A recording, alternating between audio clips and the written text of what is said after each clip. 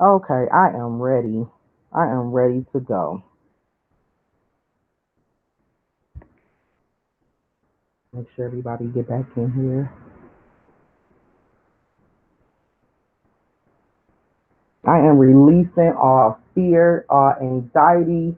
I am releasing all negativity. I am releasing all unforgiveness, whatever is in my heart, whatever is in my mind that's caused my judgment. I'm releasing all of that right now into the atmosphere.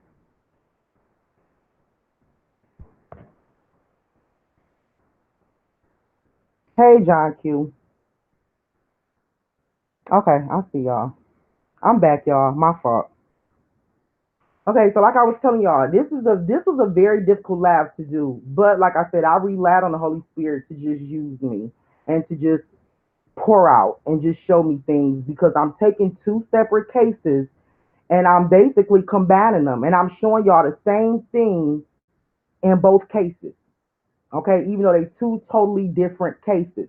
Drop me a one if y'all, the ones that's in here, if y'all familiar with both Kenneka and Maleah's case, so I can make sure that at least majority of y'all in here know about both cases. If not, y'all gonna learn today. Y'all will learn today. All right. So drop me a one if y'all basically know about both cases, if y'all familiar with it. Because I want y'all to see what the Lord was over here doing. I I don't know, but y'all, this might be the first or last time, and last time y'all see both cases compared in one live. Okay, I want y'all to see exactly what the Lord was doing. I just don't believe that nobody can walk away confused or saying they wasn't sacrificed. Like you will actually see that both these girls were sacrificed. I guarantee you, if you make it to the end, you will walk away like boom. That's what it is. Period. You will walk away like that. I have been under such a heavy attack. My family have been under attack. The enemy have been really trying to strike me, okay, trying to prevent me from bringing y'all information. Y'all just don't know. People that's close to me, they know, but some of y'all just don't know that the attack been real. Seriously, it's been seriously real. But I'm gonna go ahead and I'm gonna do the Lord's work. I'm gonna go ahead and get y'all this live, this presentation, because like I said, it's kind of long, but it's definitely enlightening. Let me go ahead and put my disclaimer up now.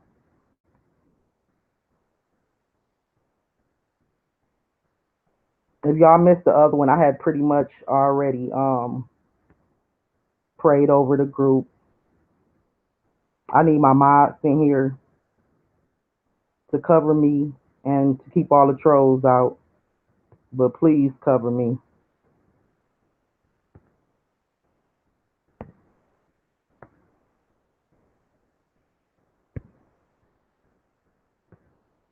I just never have done anything of this type of level before whatsoever. So hecky yeah, I'm nervous. Hecky yeah. Okay. I'm not gonna waste no time. I done wasted enough of y'all time. Drop me a one if y'all can see the disclaimer go up.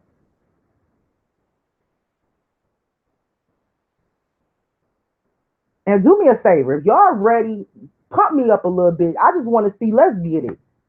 Drop in the chat room. Let's get it. Y'all know that's my word, but right now I'm a little nervous. Just somebody tell me, let's get it, Malika. Let's get it. Let's go. And we gonna go. We about to do the thing. Y'all see my disclaimer?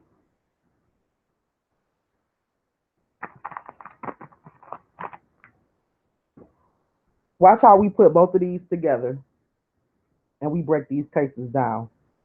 All right. All right. So I didn't really know what to title this case. Drop me a one of as long as if y'all not hearing anything, drop me a two. If I'm buffering anything, drop me a two. And I'll try to clear it up. Let's get it. Let's get it. I didn't really know what to title this because it's so much information that I wanted to bring y'all, and it was like pieces just scrambled in my head.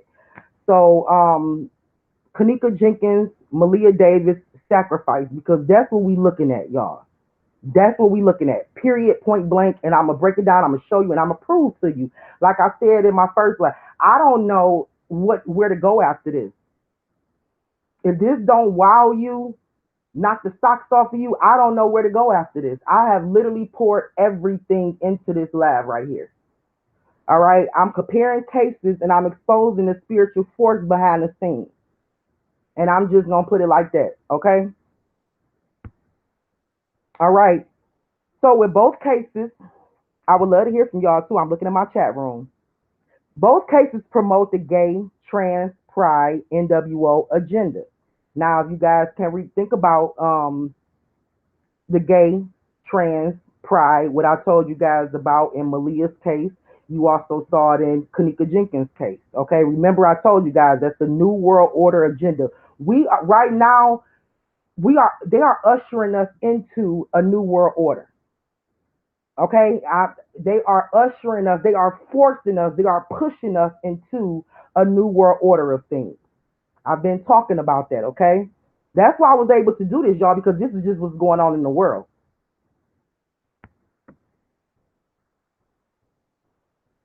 All right, gay and transgenders in Kenneka case. If y'all can remember, we were told, but we never witnessed or confirmed that it was another party on the 11th floor with transgenders. But this is what we were told. We were told that it was gays and transgenders that party on the 11th floor. We also saw some girl on girl action in the room. Remember, with the one girl sitting on the other girl lap looking like they were kissing. This is what was exposed to me. All a part of the agenda. We had rumors of homosexual activity between Elliot and other men, which I pointed out to you guys in my last live. We had rumors of transgender Dopplers or Doppler gangs. And I even believe, and some believe, that there was a transgender Kenneka lookalike. Not everybody would have to agree. But we did see a transgender and gay agenda attached to Kenneka's case, as well as Maleah's. Okay? We saw a gay and transgender in Maleah's case. The outline of the story, which I told y'all, the man was texting another man, the city that they chose, which was Sugarland. And this was not supposed to say BITCH. I'm sorry, it was supposed to say Butch. But autocorrect, it was supposed to say the Butch mistress. Oh Lord. Okay. And y'all excuse that right there. It's not supposed to say that. The poster child for the rainbow agenda, gay pride theme. The whole theme was about gay and transgender. Stick with me, y'all. Y'all gonna see everything, okay? And just the person, the face of Maleah. Okay, the face of Maleah was to give you a girl and a boy child. If you don't understand what I'm saying, just pay attention. I'm getting ready to show you. Don't laugh at me. It's supposed to say the butch. Autocorrect did that, y'all, not me. All right. So you could even see the male, which one of my subs pointed out in her name. Okay, her name is Maleah, and you see the first four letters, you see the male, Male. That's why I wanted to tell you guys too. This stuff was put in motion before this baby was even born. Okay, before she was even born, like I said to y'all before, I don't feel like she even had a chance. Okay, before she was even born, or maybe while her mom was pregnant with her, this stuff was already put into motion. Okay, you can see the male in her name. Don't get offended, nobody. We just gonna always keep it real here. Okay, Maleah, girl, boy, child's face. And I'm just showing you guys some pictures. And there's plenty of pictures of the girly Maleah, because Maleah is a female. I believe she's definitely a female, but they want to give you, she's the face of the gay and transgender community and agenda of today. So the face that they gave us was a girl and boy face. Sure, you've seen more girl pictures of her, but you also seen some pictures of her where she could have passed for a little boy. Pay attention and follow me. Y'all know how I do it over here. Okay. Y'all see how I capitalized the Male so it can kind of stand out for you guys in the front of her name. Maleah, girl, boy. She is the image, the poster child for the LGBT community. All right. And this is more of the boy type of picture that they gave you, the boy look of Maleah. What Maleah represents and the 6-9 correlation. Maleah represents the LGBT community and the rainbow agenda. This is why we see pictures of Maleah as a girl and a boy. This explains why it was said Maleah prefers to play with boy toys over girl toys. Do y'all remember that? When the mom says she prefers to play with boy toys over girl toys. That wasn't just a bad incident. This is what they already planned out for it to be. Okay, this is why we see the word male in her name. This is why they use the rainbows and unicorns as a theme. Okay, and if y'all haven't remembered what I pointed out about the rainbows and unicorns, I got plenty of videos on it. All right, Maleah's day is June 9th, which is the 6-9. Okay, and a 6-9, which I'm gonna break down for y'all today, it's the duality meaning. Okay, one means the gay and rainbow agenda, but it also means Saturn worship. Okay, so it means the gay and rainbow agenda, and it also means a Saturn worship, Saturn God worship. Okay, just as the rapper 6ix9ine. Watch this, y'all. Rapper 6ix9ine, he also represents the LGBT community and the rainbow agenda for his generation. Okay, he's the guy, but his real name is Daniel Hernandez. You see the her in his last name, just like you see the male in Maleah's first name. You guys get what I'm saying? See, Satan be knowing what he's doing. He already plotted some of this stuff and planned this stuff when these people was born. Okay, just like you had a destiny, and just like God said before you enter your mother's womb, I already knew you, I already ordered your steps, I already pre-planned your destiny. The same thing with these people, y'all. No different. All right, so you see the her in his name, just as with Maleah. Around the 250 mark, and I want you guys to listen carefully at what Kenneth Tark said. Say, oh my God, what is going on? Okay.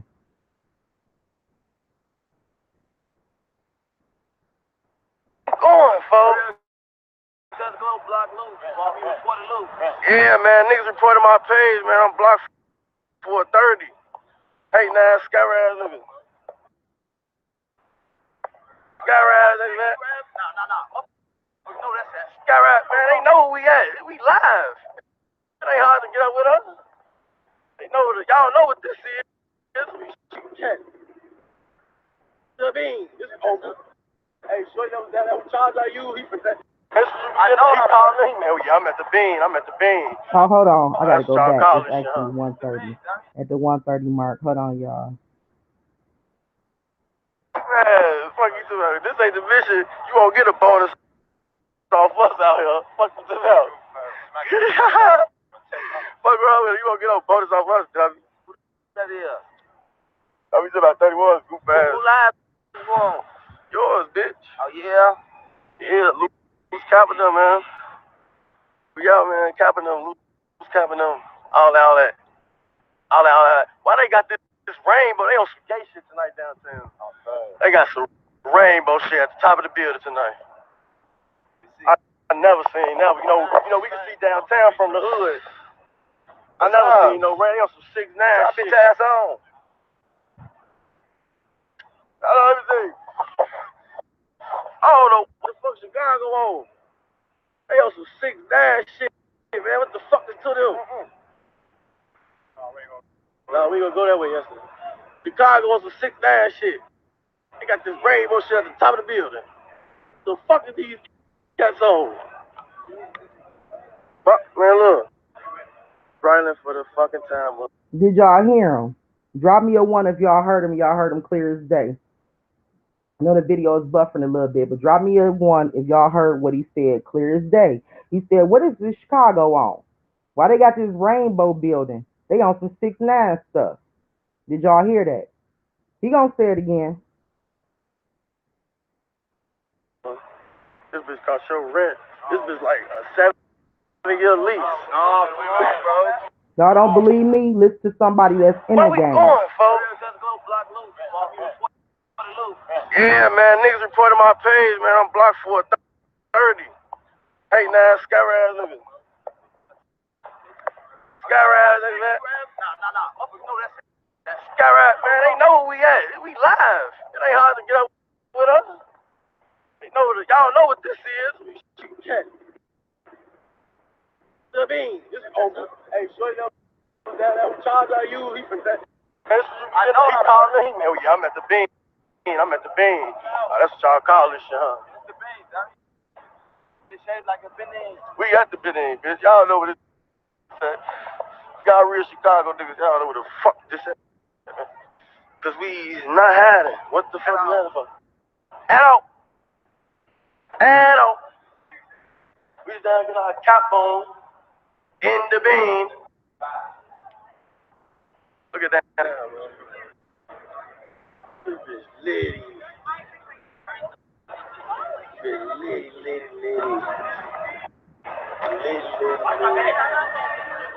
Litty. What's up, Sam? I can picture me dropping my phone. I need to hold it tight. I'll be going on buff. I'm going to get him wherever he falls to. Okay, I think you said it again somewhere at fast. But y'all, if y'all want the link, I can inbox you the link. You can watch the video. I don't want to sit here and play his whole video, but most of y'all listen in the chat room, y'all caught it. Okay, he was even shocked. He said, "What is Chicago on? Because this is something new to us." Now, Chicago got the top of the building lit up in rainbow, and he said out his mouth, "They on some 6ix9ine stuff, right?" So 6ix9ine is a representation of the rainbow agenda. Even Kenneth Hart know that. He told us. Okay, he told us. So let's keep digging. All right, let's keep digging. Like I said, y'all don't believe me? Listen to somebody that's in the game and let them tell you. Now we're going to dig off into secret societies because that's all around the case. All right, so what I presented to y'all right here is a picture of the dollar bill because we've been talking about the pyramid, we've been talking about the Illuminati, the Freemasons, and I still hear people say to me, those Freemasons aren't the same as those Freemasons, and the Freemasons are connected to the Illuminati, and the gangs is not. They are all one. They are all one. So on the second picture that y'all looking at, with the one with the drawing on it, I actually drew some stuff so you guys can actually see where it spells out Mason is where the underlying word is. Okay, if you look at the bottom and you see the M, I have the M underlined. You see the A, I have that underlined. You see the S over there on the side, I have that underlined. The O at the bottom, I have that underlined, and the N. So around the pyramid, it spells out Mason. Did anybody know that? Okay, so the pyramid is in the middle, and around the pyramid, it spells out Mason. Okay, at the top of the pyramid is where you have the all-seeing eye, Lucifer, who is the all-seeing eye and the head of the whole triangle, of the whole group. Okay, and what I was pointing out to y'all before, the triangle is not just actually a triangle, but it's a diamond. That's the reason why they say as above, so below, because as our masters do, so do we do. Okay, so that's why I have the arrow pointing up and also down, because what you cannot see is the pyramid that's going downward. Okay, you could say it's in the ground. That's the part you can't see, and that's the part that people cannot fathom, that all these people are connected, because all they see is the pyramid of higher up. And they don't realize the pyramid is actually a diamond, as above, so below. That's one thing that they cannot grasp, that all of these people are connected. Okay? So I wanted to show you guys this little diagram so you will be able to actually see how the Masons and Illuminati are connected, and how the gangs and different sects are connected up to the Masons and Illuminati. They just on a lower level. A lower level to where which in the natural you can't see and you won't even believe that they connected. It's going to get deeper. Trust me. All right. So I have pointed out a lot of this stuff I'm pointing out. Y'all already seen it before. A lot of this stuff is going to be new to y'all. So I'm telling y'all right now, don't go nowhere. Pay attention. All right. So we know that the family of Craig Davis are Masons and Master Masons. And actually, I could have pulled up more. But I didn't want to just make this about Craig Davis' family. But I could have showed y'all more Masons in his family. Okay, uncles, and I could have showed y'all more. But we just gonna leave it right here for the sake of time. All right. We also had Terry Booker. For those that don't know who Terry Booker is, the guy that was doing the live in Kenneka's case, he is the grandfather to his sister's children. Okay, he's also a Mason. And yes, I have Kenneth Martin as a Mason because I believe that Kenneth Martin is also a Mason or was a Mason before he died. And I know that he had this stigma on him because he was once in the gang. Everybody believes he died as a vice lord or whatever. I don't know. But I really believe that he actually was a Mason. You know, we see this picture right here where he went to college. He graduated from college. I actually think that he was in a fraternity and he probably graduated to Masonry. And another reason why I say he graduated to Masonry is because I believe that both of his women or ex-wives, should I say, are Eastern Stars. Okay, both of his ex-wives are Eastern Stars. Sheila Rose, who you're looking at, right here in the middle in a black shirt, is the Eastern Star. This is Kenny's first wife before Teresa. She is a known confessing Eastern Star. All you got to do is go. Her Facebook page is private, but her Instagram page is not. Okay, you look at her Instagram page, she is the Eastern Star. Look at the bottom piece that y'all got. You see the compass and G. She's the Eastern Star. All right. Teresa I also feel is the Eastern Star. Now I know we never had any solid proof of Teresa being the Eastern Star, but keep watching. I really believe that Teresa is the Eastern Star. But one of the main reasons why I've always felt that she was the Eastern Star because I didn't really take the stuff that I was in the beginning because I didn't know if a lot of that stuff was created, bad YouTubers. So I just really worked with what she put out and what she gave us. And remember the last live I did where I showed you guys she wear black and white a lot, she wear red and black a lot. And you can just see, you can tell in her demeanor and the clothes she wears, things like that she is a part of the Masons. But the main reason why I felt like she was the Eastern Star is because she wore all white to Kenneka's funeral. Another reason is because she uses the word, pay attention to the word. She uses the word gathering, ceremony. When an average person would say, my daughter went to a party, funeral, she uses the word gathering, ceremony. Okay, and everybody know, you can Google this for yourself, Eastern Stars at any ceremony, they're dressed in all white. They dress in all white. Me, myself, personally, I've never seen nobody go to a funeral in all white. Okay, but Eastern Stars. All right, correct me if I'm wrong, but I've just never seen it before. But like I said, that combined with the fact that she used the word gathering, she used the word ceremony, which lets me know that she's speaking from an occultic term. Okay. Also, we all witnessed the handshake with her and Dr. Oz. I didn't even have to bring that up. A lot of people pointed that out. Okay. So yeah, I believe that she is the Eastern Star. I believe she's the Eastern Star just as well as Kenny's first wife is the confessing Eastern Star. And I believe that they both got to be who they are, be Eastern Stars because of their husband. Everybody know that you cannot just go into this secret organization without having some type of close connection. Okay. And I believe that their connection was Kenny. That's another reason why I believe that Kenny was actually a Mason himself. All right. Right here, we got Azaria is the Eastern Star, confessing Eastern Star. And she may not have any relevance other than the fact that she know the kid. She know Teresa really well. From my understanding, she knew Teresa before she met Kenny. Okay, and I've always wanted to know, how did you meet Teresa? Because from my understanding, she dated Kenny. So I thought that she met Teresa through Kenny, but no, she knew Teresa first. And Teresa introduced her to her son. You see what I'm saying? And she also confessed to me, if y'all remember the screenshots and the receipts that I brought y'all before, she also confessed to me that yes, Teresa is the Eastern Star, but she said she didn't want to talk to me about that. Okay, so yeah, I believe that they both were sisters or are sisters in a cause. All right, Jessica Williamson, this is Maleah Davis' cousin. She's also an Eastern Star, and I pointed this out to y'all in my last lab of Maleah Davis. Her cousin, Jessica Williams, is the Eastern Star. She's a confessing Eastern Star. She shows it, have no problem with it. Okay, it's out there for y'all to see. All right. This is another cousin of Maleah Davis, who is the Eastern Star. And I pulled up this ceremonial service picture so you guys can see that whenever they have ceremonies, they're dressed in all white.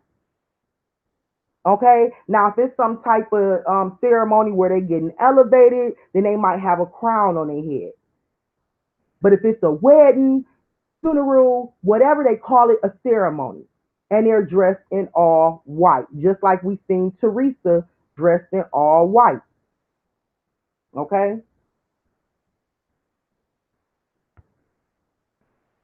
All right. So Dr. Amina Valley, this is a cousin of Maleah Davis. She is the AKA Sorority. All right. This is the one who actually did Maleah's whole funeral. She is responsible for doing Maleah's whole funeral. This is her first cousin. Her second cousin. This is her dad's first cousin. Okay, and she's the AKA. I want you guys to look at the hand sign because I want y'all to see it. You're going to need it. You're going to need it. All right, here it is right here where her cousin Destiny Davis is, she goes by Nothing But Legs on Instagram. She actually wrote a post to Dr. Amina, and I provided you guys that receipt where she gave her a big thanks, a big shout out to her for basically having her back and doing Maleah's funeral. Okay, and it's another screenshot I have for you guys at the bottom where she was responding back to somebody else, and she said, the girl had asked her, "Where you been? I haven't talked to you in a while." And she said, "Well, I just caught up with my life. I just finished burying my little cousin. I did all the funeral arrangements, and it was not easy, but it was beautiful. Turned out beautifully." So this girl right here, now I want y'all to remember her name because I'm going to bring her up again. Dr. Amina is the one that's responsible for doing Maleah's funeral. So she said. And Destiny Davis confirmed it in her post. Gave her props. Okay? All right, this picture that you guys looking at, this is her at one of her sorority banquets, and she's with Yolanda Adams. Okay, and I just wanted to show you guys that picture of them together at this sorority banquet. All right. Because, I remember talking to somebody about Maleah Davis' case and just wondering why Craig Davis' family didn't step up. And I remember somebody saying to me, well, maybe they didn't have the resources to take care of the kids. And I said, well, do you know what type of family he got? Like, his family got money. They got clout, nice positions in Houston. Like, I just didn't understand that. So, yeah, we have a doctor in the family, a doctor of psychology in the family. Okay, who's a sorority sister with celebrities like Yolanda Adams. Okay, but anyway, that's not the point. She's responsible for doing Maleah's funeral. Okay, and we also had the Delta sorority that honored Maleah on Maleah's day. And what really stood out to me about this was the fact that I noticed different sororities came together and honored Maleah on Maleah's day. Just as we've seen different gangbangers or gangs honor Kenneka on Kenneka's day. You had Vice Lords wearing the color purple on Kenneka's day. And I say Kenneka's day meaning her birthday. Okay, or what was that, a memorial when they was all partying separately, but they were all representing Kenneka. in a purple. Okay. Same thing here with Maleah's day. You had different sororities who wasn't connected celebrating Maleah on Maleah's day in a pink. Okay. Do anybody know who this woman is right here with the ponytail? The woman that's next to the woman with the braids. This is just a bonus for y'all. All right. This is just a bonus for y'all. Don't sleep. If y'all sleep on this, y'all gonna miss something. The woman right here in the ponytail, the family is full of Greek. Yes, yes, sweet. I'm going there. I'm going there. The family is full of Greek. I'm going there. I promise you I'm going there. If you know me, you know I'm about to go there. Okay. This is Sabrina Fulton right here with the ponytail. This is Trayvon Martin's mom. There you go. This is Trayvon Martin's mom. Trayvon Martin's mom is also a Delta. Okay, she's also a Delta. And like I said, this is the bonus I threw in there for y'all because we all knew, I knew that Trayvon Martin's dad was a Mason, and I always felt like Trayvon Martin was a sacrifice for a particular agenda. Um, but I never knew anything about his mom. I didn't know too much about his mom. Okay, but his mom is also in a sorority. She's a Delta. Okay, and like I said, the Deltas and different type of sororities honored Maleah on Maleah's day, which brought my mind back to the fact that different gangs that we never thought that would even connect or even, you see what I'm saying? They were honoring Kenneka on Kenneka's day, and possibly collaborated on her demise. All right, Illuminati symbolism. All right, satanic symbolism, hand gestures, the Delta and AKA. All right, and I had to find the most satanic picture I could find because I am so tired of people coming on my chat room telling me that I'm wrong. You know, we do not worship the devil. We do not. Da, da, da. I just don't think. I think that you just in something and you don't know what you into. You cannot convince me that you're not into something evil. You have to convince yourself. I just think those that don't understand is involved in something and they don't know exactly what they're involved in. So I had to find the most demonic picture ever to let you know when you throwing up that triangle, Delta, you are throwing up a satanic hand gesture.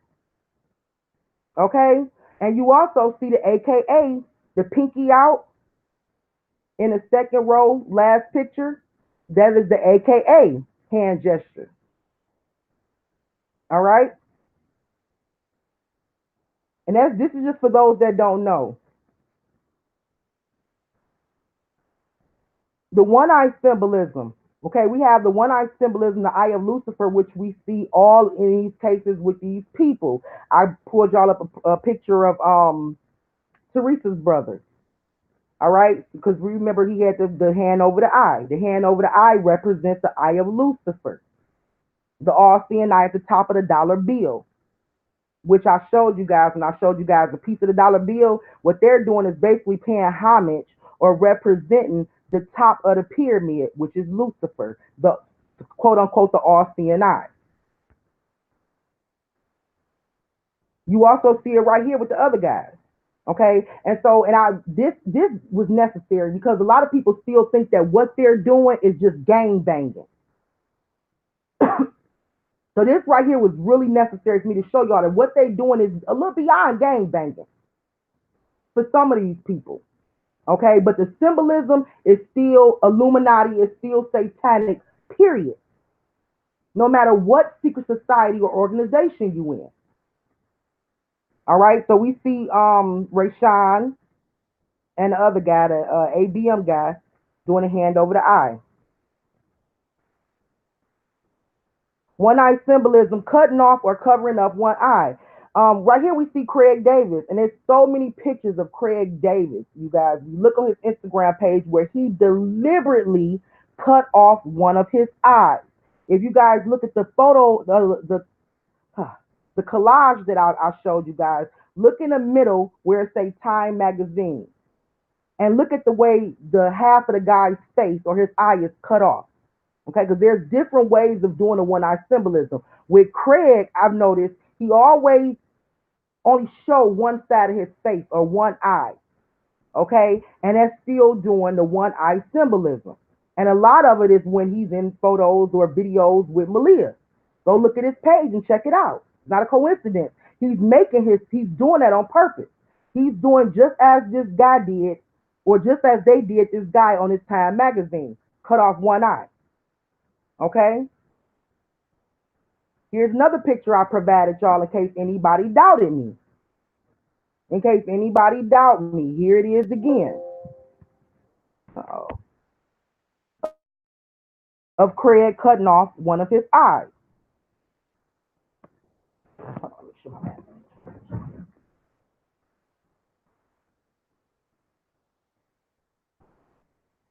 Okay? So like I said, you guys can go through his stuff yourself and look and see. Oh my God, how's my battery running out? That was the last, my stuff is plugged up.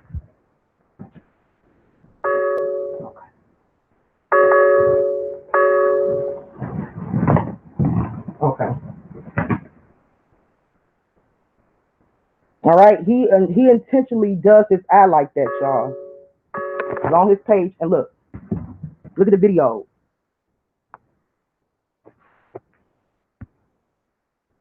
All right. I showed you guys this before, and we all seen it. The one eye symbolism can also be with the covering up of an object on one eye, like we see with Beyonce and like we see with Maleah's obituary. When I seen Maleah's obituary, I knew right away this was a cultic. Who else felt like that? Drop me a one. I knew right away because I know what the covering of one eye is. I knew that back from Left Eye days when she covered up one eye. I knew. I mean, you know what I'm saying? Like I knew that back in Slick Rick days with the one eye of covering up the one eye. Okay, so same thing here. Illuminati symbolism. Hand over the mouth. Hand over the mouth means vow of secrecy. Okay, so what they did was they had Maleah to take a photo and put her hand over her mouth. Okay, and that's basically displaying because this is how they communicate in code. They communicate. This is a secret society, and in order for them to communicate with each other, everything has to be in code. Okay, so the average person like you won't know what they're saying. All right, and the same thing that we had with Bree standing in front of Kenneka with her hand over her mouth. And a lot of people didn't understand why. Why did she take a picture with her hand over her mouth? And a lot of people thought, okay, this was a gang type of thing, and she was no snitching. No, this is Illuminati's vow of secrecy. And remember what that one dude said: if the Illuminati come knocking, somebody got to go. I showed y'all that in my last live. Somebody got to go because they will pick gangs and gang members to carry out their agenda. I'm jumping ahead of myself, but pay attention and peace. You see the hand over the mouth again. This is not a symbol for gangs only. I put at the top because I need people to really wake up to that. And you also see your girl in the background, Teresa Martin, doing it. Okay, and this is when she had the red hair before her hair was shaved blonde. So she had already, what can I say? She had already committed herself to this agenda and had already, promised to keep a secret, or she wouldn't be displaying the hand over the mouth. Think about it. You a parent. Are you just gonna do things because your kid doing it, not knowing what they doing or what they getting into? You see what I'm saying? She knew exactly what she was doing when she put her hand over her mouth. Again, it's the vow of secrecy. All right. Another way to put your hand over your mouth or to display the vow of secrecy, you see in these rappers. Like I said, this is not just a gang thing. Everybody is connected. Think about the pyramid. Okay, as above, so below. The people below do as they see their masters do above. Okay, you see Pharrell and them with the finger over the mouth, vow of silence. Okay, you see Kid Ink with both hands over his mouth, vow of silence. So it's not just a gang thing, y'all, that these kids was doing. Okay, Illuminati member himself, Johnny Depp, and he flashing symbolism. He covering up his mouth with just the tip of his fingers, and he's doing the circle around the eye. Now remember, the circle around the eye we've seen with Rashawn Mitchell and ABM. We've seen them do the exact same symbolism, right? So that shows you right there they are mimicking the higher ups. Whew. They are mimicking they masters.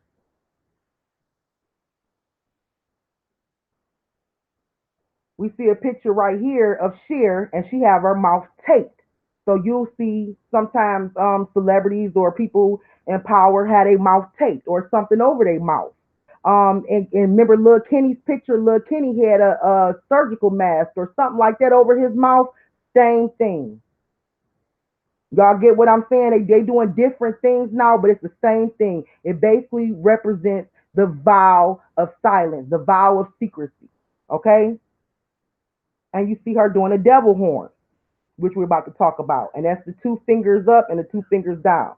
So right here, the Illuminati satanic hand gesture, the devil horns, we see it right here in this photo of Maleah's cousin. Okay, these are Craig David. This is Craig David's cousin.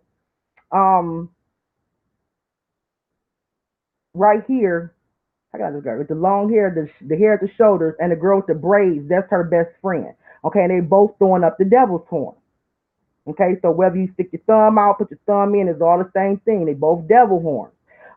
People think it mean rock on, it mean I love you. No, you have been lied to. You have been fooled. You have been bamboozled. Satan has failed. He has deceived the whole world. I am here to wake you up. That does not mean I love you. That does not mean rock on. That is you paying homage to the devil. Them is devil horns. And they even training their babies. They even I could have threw thousands and thousands of pictures in here, but I said I'll be forever. Okay, they even training their babies to throw up the devil's horn. Okay, satanic hand gestures, and again, this is Maleah's cousin, and her best friend.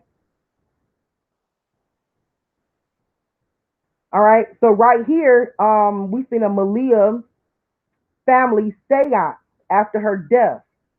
Okay, and this is the picture that everybody, I'm sure y'all saw, where they had all the candles lit at the table. And I want to know if anybody caught the hand gesture right there in the corner where I have circled the devil's horn.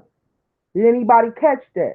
This is a straight up wicked seance they was doing right after Maleah's death.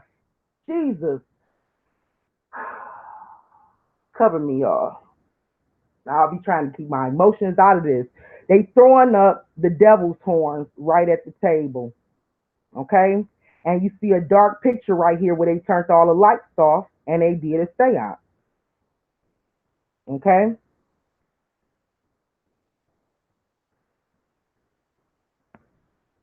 That wasn't the only time we seen it. This right here was the Kenneka Jenkins seance that they did right outside the Crown Plaza Hotel. They had candles on the ground and they had her photo by the candles. The candles and the photo is what they were doing another seance for Kenneka Jenkins outside the Crown Plaza Hotel. Okay? Pretty much the same thing. And I know and it's a difference between a candlelight visual and it's a seance. I want to believe that. I don't even go to candlelight visuals. I want to believe that it's the difference between a candlelight visual and a seance. Okay, a seance is actually where they actually channeling that spirit or speaking to a spirit that they believe is Kenneka or is Maleah. Okay, but it's nothing but a devil or a demon that they speaking to and channeling. Okay, this right here is where it's gonna get a little bit deep, y'all, because we all seen this infamous picture, this sweet, darling picture of Maleah, and a lot of us have no idea what the meaning of the red rose is. There is a symbolic meaning to the red rose. The red rose have meaning, y'all, and I'm about to read to you why they put that rose in his baby hand.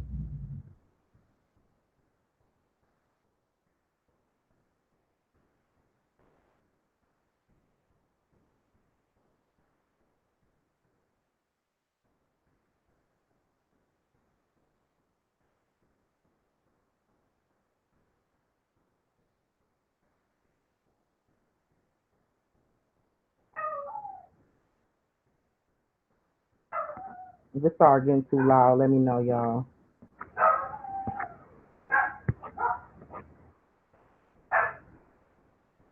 What in the world?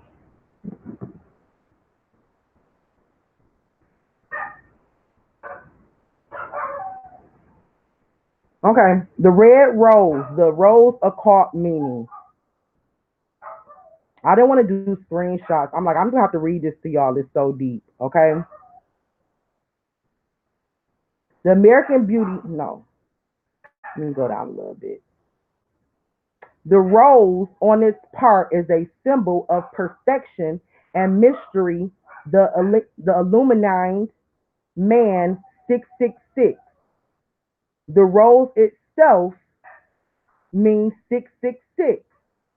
In the Western world, the lotus or whatever has been changed to the rose. The roses of the Rosetherian, the roses of the Masonic degrees, and also those of the Order of the Garter in England, all stand for the same thing: the awakening and consciousness and the unfolding into a full bloom of the soul qualities of man. Now, remember when I did Kenneka's case and I was telling y'all that Kenneka's case had a lot of symbolism of water, and water meant the age of Aquarius. And the age of Aquarius meant the great awakening, the awakening of our consciousness. Remember, I showed y'all that. Same thing here, but instead of them using the water like they did with Kenneka's case, they used the rose. The rose means, and think about how a rose blossoms and it opens up. So the rose, the red rose, mean an awakening of a consciousness, just like Kenneka's water mean the age of Aquarius. Age of Aquarius mean the awakening of consciousness. Do you guys get what I'm saying here? I'm trying so hard. Please let me know if y'all not follow me. I'll repeat myself. I don't have no problem with it. When man awakens and opens this bud within himself, he finds, like the golden pollen in a flower, this wonderful spiritual city. Okay, now remember, Maleah whole family is spiritual. If you ain't seen it yet, I'm about to show you. From the mama to the daddy, aunt, uncles, all of them. Okay, all of them. Look at this. Sub rosa, a Latin phrase translated into under the rose, which basically means secrecy. Secrecy, which we were just talking about, which is the reason why one picture they got her hand over her mouth, and the other picture they got her with a rose. The hand over the mouth and the rose both mean secrecy and confidentiality. The rose and its coordination of secrecy started way back in ancient Egypt and Greek mythology. Now remember, the woman that did her whole funeral is in a Greek sorority. Come on, Jesus. He was putting this together. She's in a Greek sorority. So she knows everything about Greek mythology. In ancient Egypt, the rose was an emblem for the god Horus. In Greek mythology, it was said, I don't have to read all that. Let me skip down some. Something else I want y'all to see. So the rose itself have a deep, powerful meaning. Okay, this right here. Socialism symbol. It's a socialism symbol. It derives from the red flag, which is associated with socialism. The red color symbolizes the blood shed by workers and has always been a symbol of the workers' cause. Socialists wore red roses on dress lapels to pay tribute to the killed Labor Party leaders in numerous protest marches. Then it began to be used as a symbol for many European socialist parties. The British Labour Party emblem is also a red rose. It is the official color of the District of Columbia, the capital of the USA. It is also the official flower of the Phi Sigma fraternity, the Sigma Phi Delta fraternity, the Tau Beta Sigma sorority. Do y'all see where I'm going with this? Do y'all see where I'm going with this? The red rose also symbolizes Greek fraternity and sorority. Now, is anybody just jumping on the woman that did Maleah's whole funeral, the cousin of Craig Davis, is also in a Greek sorority.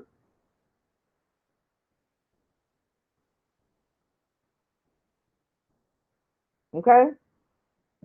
All right, so let's go back to the presentation. Now that we know that the meaning of the red rose is, and now that we understand that it was also symbolism. All right, but God. We talked about but God before. We're going to talk about him again. 6'9", God of Saturn. We saw the first time I saw but God used as a person and not a phrase with Teresa Martin. You know, I told you guys before, I said something is strange with this because she's not just saying but God as a phrase, as an expression, but she's actually calling him but God. Did anybody else catch that? Drop me a one, or was it just me that felt like it's something weird about this? Like she's not just saying but God as a phrase, but she actually named her God but God. Okay, here's an example right here. You know, she says so much. I just found one where she actually calling him but God. And it's always, this is the first one I read that stood out to me. What but God has for you is for you. Okay, that's clearly what she calling him. What but God, because normally they say what God has for you is for you. What but God has for you is for you. So for me, that let me know that she took the phrase but God and she turned it into a name. She named him but God. All right. She's not the only one that did it or that's doing it. Okay. We also have the same lady, Amina, which is Maleah's cousin that did the whole funeral. She posted a post on September the 7th. We all know that September the 7th is the day of the marriage to the beast ritual. Okay, we know that September is just a hot month anyway. Was that the is that the fall solstice, y'all? But it's a month of rituals for the occult world. Okay, and she hashtag at the bottom, but God. Okay, but she could have been using that as a phrase, right? Right. Well, we got a screenshot of Nikki, who is a friend of Teresa Martin and Azaria as well. So I believe she's also an Eastern Star. Matter of fact, now I believe she is. I could have brought pictures. She is an Eastern Star. And so she uses but God. It looks like as a phrase, but and God is both capitalized at the top, and then the scripture is right underneath it, right? And she hashtag but God. Look at the bottom. Look at the date. Look at when she posted it. I want to know if anybody caught that. She posted this post of but God on June 9th, 6/9, 2017. So she was paying homage to her God, but God, the God of 6/9, the God of Saturn. It was not a coincidence that she posted this on June 9th. Everything that they do is about numerology and numbers. Let me tell you one thing. They say men laugh, women laugh, but numbers don't laugh. Okay? So I don't care what no other YouTuber or what other person saying out there because numbers, they don't laugh. She posted this post and gave honor to her God on 6/9. Okay?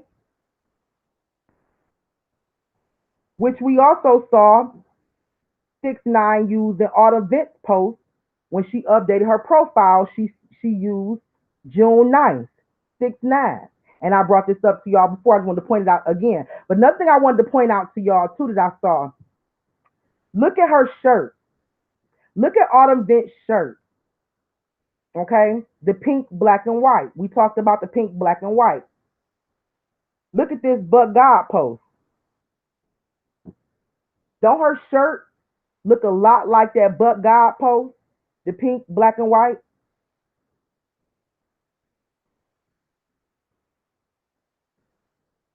Her shirt looks a lot like this pink, black, and white. So that shows y'all right there. She knew what she was doing. So not only, now I'm hoping y'all walk away from this like this is just facts. Not only did she post or update her profile picture with her and Darion on 6/9, she wore the colors. Please pay attention. She wore the colors. The shirt looked exactly like the painting on her But God picture. So now we have put But God, 6/9, pink, black, and white, all in the same room.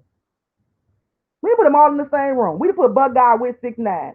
Is anybody following me? Okay. Pink and black, just for anybody that missed it, it represents the opening of CERN and a transformation of energy from light to dark. That is what our energy does. When we live in fear, because that's what they're trying to make us do, y'all. They're trying to make us live in fear. When we give a certain vibration or a certain energy, negative energy, what that does is it's a transformation from light to dark. And this is what they need to open CERN. Okay, and this is what they pushing for. This is the reason why they create chaos. This is the reason why they create fake news. This is the reason why they do predictive programming. I mean, you name it. Social experiments. To have you in that state of mind or in that fearful state to where your energy is going, is transferring from light to dark. Hence pink and black. If you guys missed it, y'all got to go to one of them videos that I did, and I kind of broke down, explained CERN a little bit more and a transformation of energy. Okay, but God is the 6/9 God of Saturn, and we saw that. You know, the lady, she posted the but God, and she hashtagged the but God, and she posted it on the 6/9 day. Okay, here's the God of Saturn who promises wealth and prosperity in exchange for sacrifice. When I tell y'all this is about to get deep, you might want to pull over or have a seat because this is about to get deep. And I don't even know if y'all gonna be able to fathom this. This is about to get deep. I ain't even went nowhere yet. Okay? But God, he is the 6/9 God of Saturn, and he promised wealth and prosperity in exchange for sacrifice. Who is the Saturn God? Okay? His name is Kronos. I might be pronouncing it wrong. I don't care. He ain't my God. Okay? In Greek mythology. So he's a Greek God. Another Greek. He's a Greek God. Greek mythology. Okay? The father of Greek gods, basically. Saturn had two, listen to this.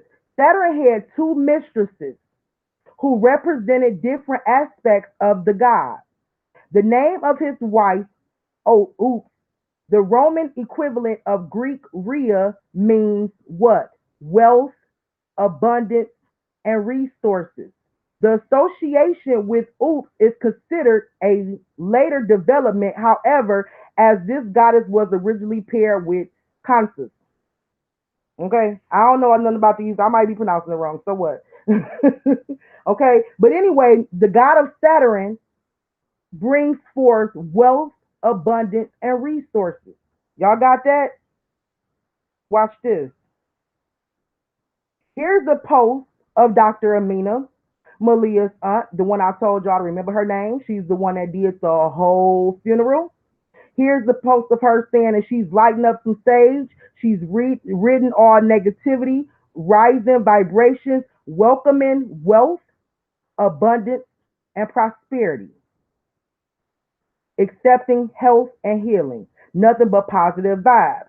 So me myself personally, because I know there's people out there that might feel like, okay, ain't nothing wrong with her burning sage. First of all, understand what she's doing and who she's worshiping and you got to understand what she's doing.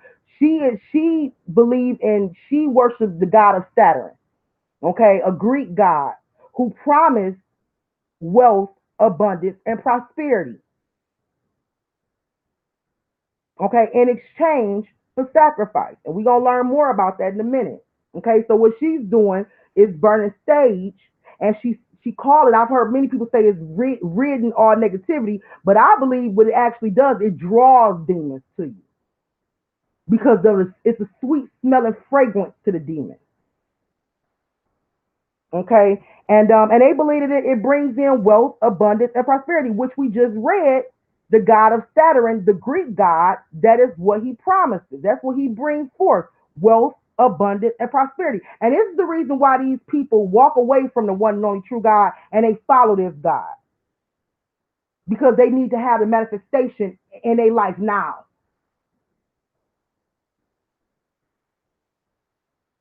All right, the god of Saturn is in many forms. He in many forms. Okay, and just look at this picture. This picture alone is powerful. He's on a throne for the ruler of the new world order. He bringing in a new world order. He's always been on the throne. Okay, he come in different forms. He come in the form of the Pope. He's coming in the form of old Saint Nick, who is Nimrod. He's coming in the form of Moloch. And as you see Moloch, what are they doing? They sacrificing their babies to Moloch. He's coming in the form of the Baphomet. Y'all know they have Baphomet statues now. They got one created, they said in Detroit, right before God shifted me from Detroit. Okay? Baphomet statue. And at the Baphomet statue, what do you have? Kids that's looking up to the Baphomet.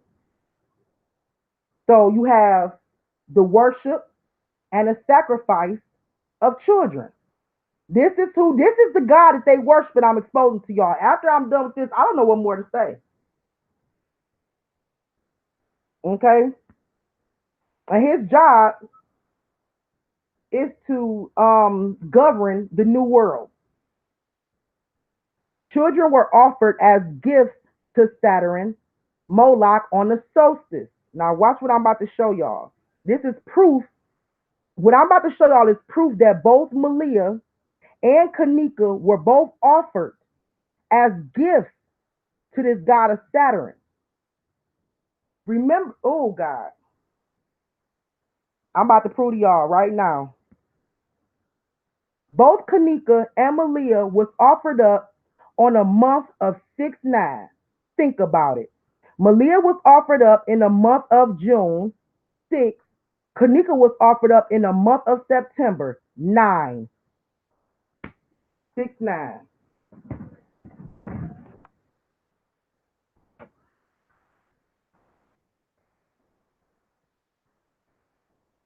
Are y'all following me? That's your 6/9 right there.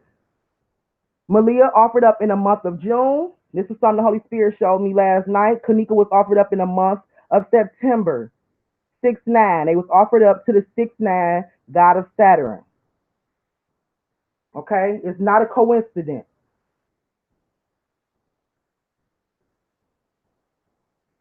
And it's not a coincidence they gave Maleah Day 6/9. Okay? Here's the picture right here. And I just want to give y'all the image. He's like a half man, half bull, or whatever. But this is the image of them offering up their babies to this God in exchange for wealth.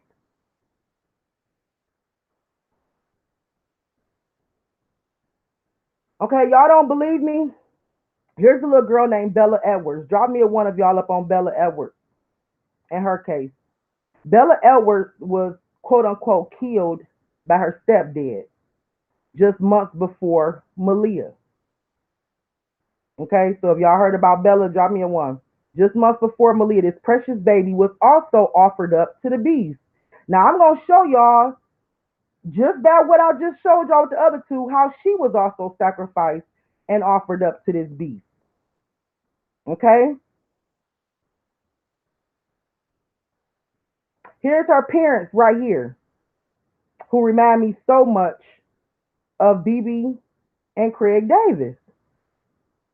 I don't know if it, yeah, Maleah even favor her a little bit, but even the parents kind of remind me of the photo that we see of BB in the pink and black, and the dad looked like Craig Davis. I'm like, is this just me? Or did y'all catch that too? Okay, but this is Bella Edwards' parents right here. Photo of Bella Edwards. in pink and black. Now remember I showed y'all pink and black is a transformation of energy. And you will see either the parent or the child, whoever is involved in that sacrifice, in that ceremony, you'll see them in pink and black. So here it is, we have Bella in photos wearing pink and black, right? Also right here, we have photos of her theme. This is what I call a theme because they give these babies a theme. I'm noticing now. Okay.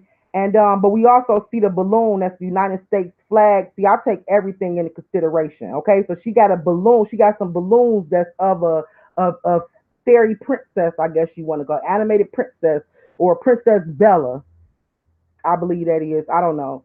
And she also have a balloon of the United States flag. This screams agenda. This is code. They are speaking to each other in code.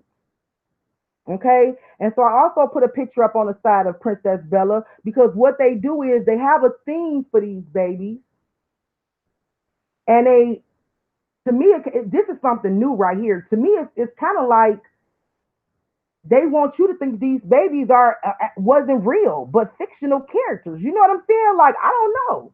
It's weird to me. Really weird to me. Okay, and here's some photos of Bella. I just want to go through this real quick so y'all can kind of see the similarity between her and Maleah's case. A lot of similarities. If you guys haven't read her case, read up on it. A lot of similarities.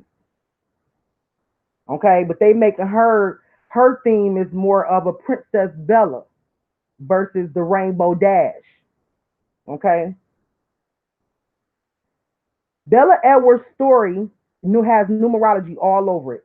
666, 69, 911, 911, 33, and 23. 23 we have not talked about yet, but we will talk about it before we end this live. Okay? Just as Maleah Davis and Kenneka Jenkins' case.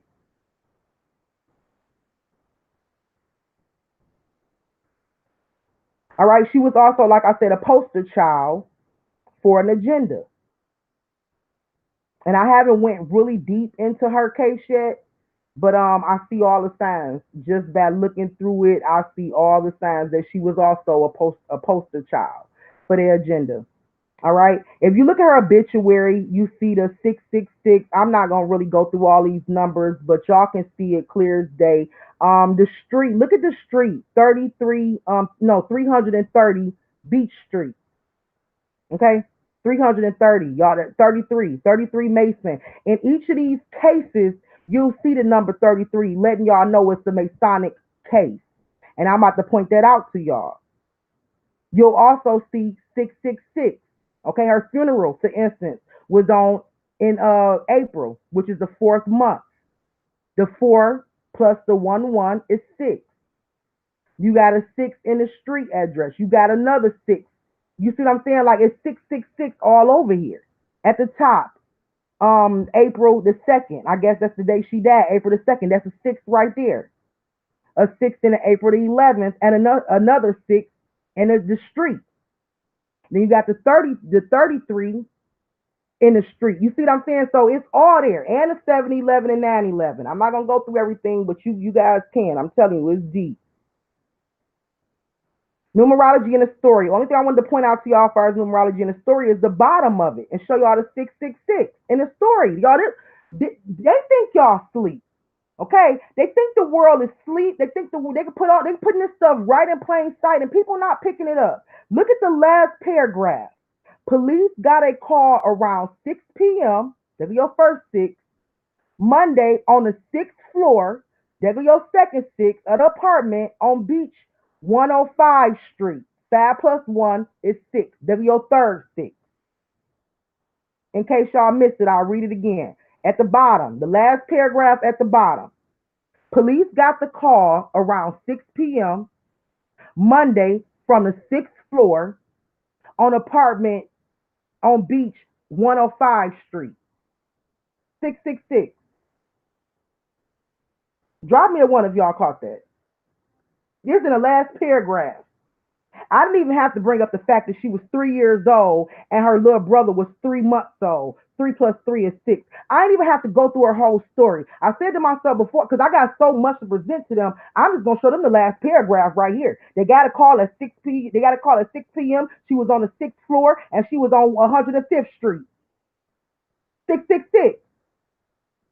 They putting it right out in front of everybody, but Satan has literally failed. Jesus saw him fall like a lightning. He literally fell and he deceived the whole world. He got the whole world in a spell right now, in a trance right now. They have no idea that these people are communicating right in front of their face, offering a child up to Moloch and communicating about it right in front of their face. And the symbolism is all there. You don't believe me? Did y'all catch this? Look at Bella's killer. Look at his height.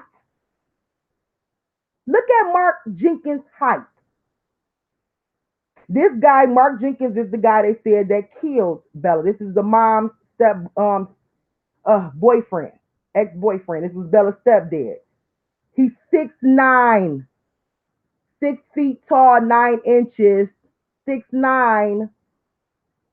Hello. Bella was also a 6'9" sacrifice, y'all. I didn't even know about her case till the Lord brought me here. Like I'm gonna throw in another one for you. Because if they don't get it from Maleah and Kenneka, look at Bella and look how obvious it is in Bella's case. See, Bella was like the pregame before the game. You see what I'm saying? They started with her, but then they knew that they already had Maleah Day and all this stuff already planned out, figured out. But they gave us Bella. A lot of people didn't catch the numerology. They didn't catch what was going on. Until Maleah, when Maleah case happened, the whole world woke up. Like, what in the world? Okay, 6 feet 9 inches. I ain't never seen a man 6'9". Me myself personally.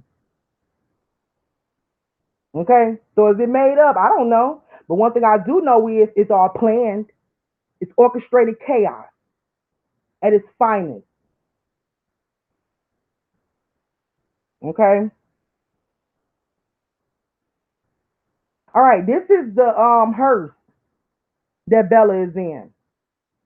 Okay, y'all see her pink casket in the back.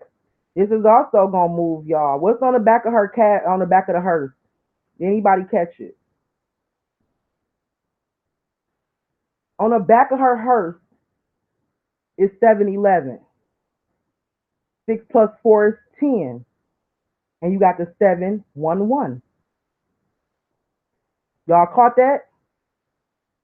711 on the back of the license plate of the hearse, y'all. They showing y'all that she is 711. And for those that missed what the meaning of 711, I've explained it before, but I'm just gonna say it again for all my new people. 711 is just like the new 9/11. 9/11 was a terrorist attack on us. 7/11 is an attack on us, but it's more of a spiritual attack on us, and it's more about the youth. Okay, because remember, Moloch used to take sacrifices from anybody. You know what I'm saying? Like, remember back in the day, Kanye West sacrifices mom. There was plenty of celebrities that sacrificed mothers, aunts, dads, uncles. But now, I believe today, all he wants is children. Jesus, that was revealed to me last night. All he wants right now is children. Because this is the time of the 711. There is a spiritual attack on us right now. And it's called 711. And what they are after is our children. They don't want you. Because 9 times out of 10, you ain't living right anyway. He probably already feel like he got you. He wants your baby. He wants your baby. Whether he put it in your heart to sacrifice your baby or your man's heart to sacrifice your baby, he wants your baby. He already feel like he already got you and your man. So the spiritual warfare, I keep hearing people saying spiritual warfare, but they had no idea what's going on right now in the spirit. I'm here to tell y'all what's going on in the spirit. It is spiritual warfare, yes, indeed. And it's an attack on our youth. It's an attack on his generation right here, right now. And they put 7-Eleven on the back of her hearse, y'all. Don't believe me? Look at this.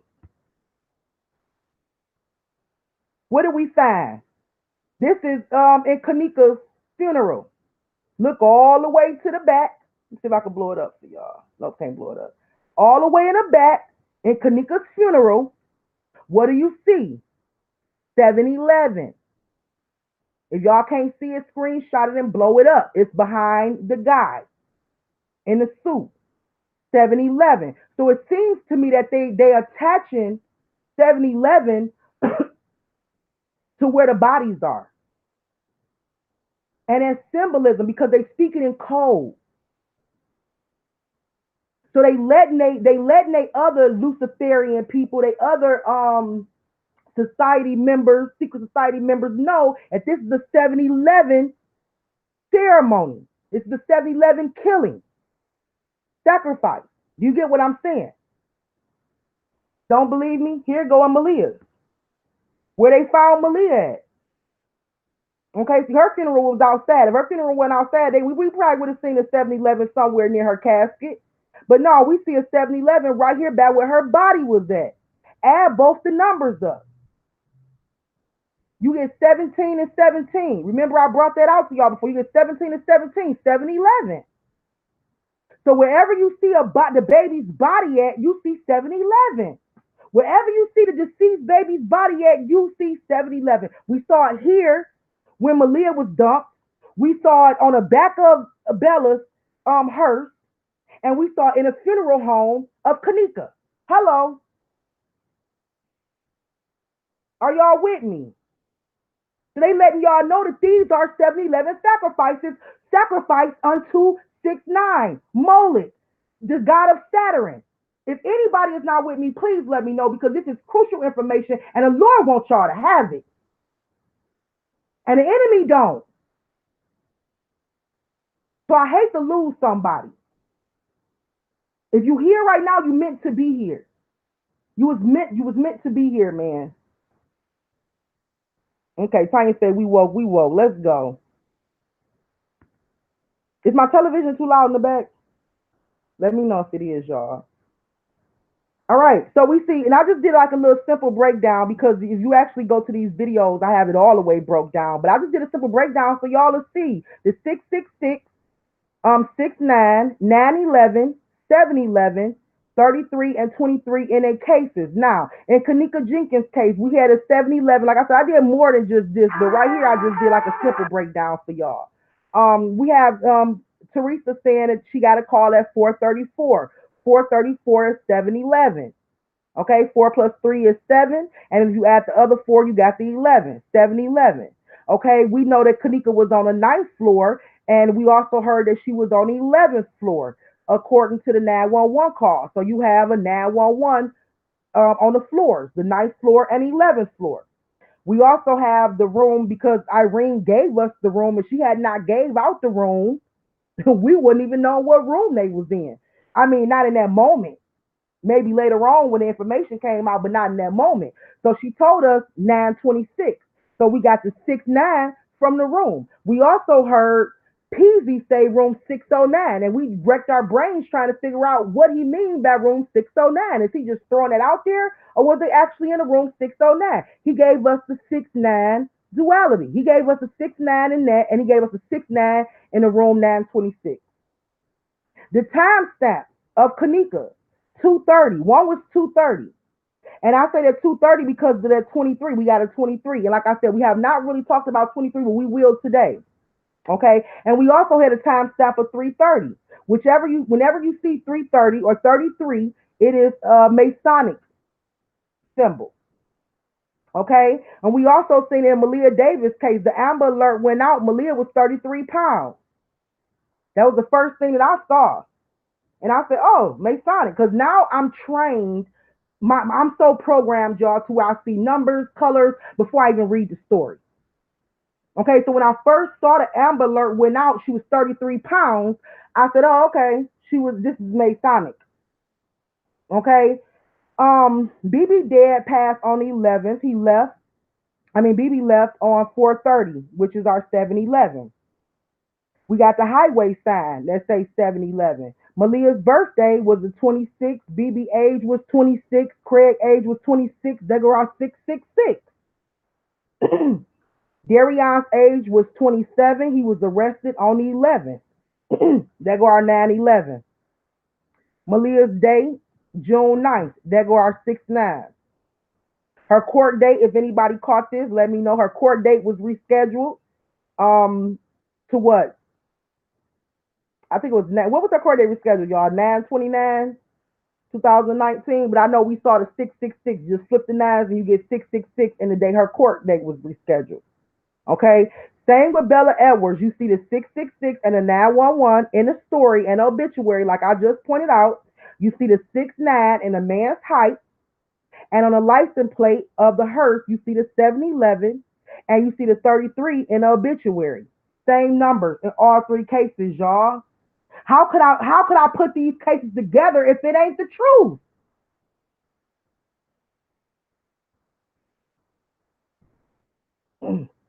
Such extremities, girl. You had no idea what I had to go through to put this stuff together. I went through some extremities to put this stuff together. Okay, so all right, the media attention, because I know a lot of people want to know why those start, because this is not the first time this stuff happened. Okay, Kenneka case was not the first time a girl was stuck or locked into a freezer, or they found a body in a freezer. Maleah's case was not the first time. Matter of fact, Google how many children was found on the side of the road, or found dismembered somewhere. Google it. Okay, but why do, and I had to ask my God this last night, I said, why do certain cases get more attention than other cases? Okay, because I heard more of Maleah case than I did Bella case.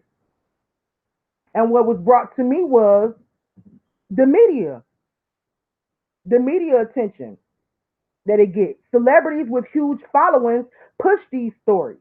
Okay, so you have a celebrity like Cardi B who have a huge following on Instagram, who make a statement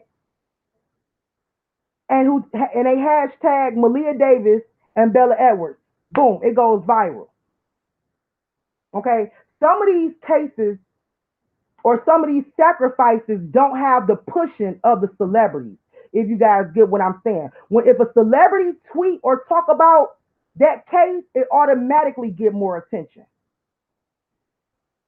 It ought to not. So it's not saying that one person sacrifice is more valuable than another person, unless they just straight up working with the government to push forth an agenda, which some of these cases are, which it is the case here. But it's not the level of importance. It's just the fact that they might get more attention because of these celebrities that pick up the story and they tweet about the story. They tweet about it. That's all it takes is for Cardi B to tweet about it and to hashtag it. It go viral. That's all it takes. And if y'all can remember with Kenneka case, Tammy Rowland, she had just had a hit. They had a hit show, Basketball Wives, and she was pretty much a hit known name on TV. And she did a video speaking about Kenneka Jenkins. Hold on, y'all.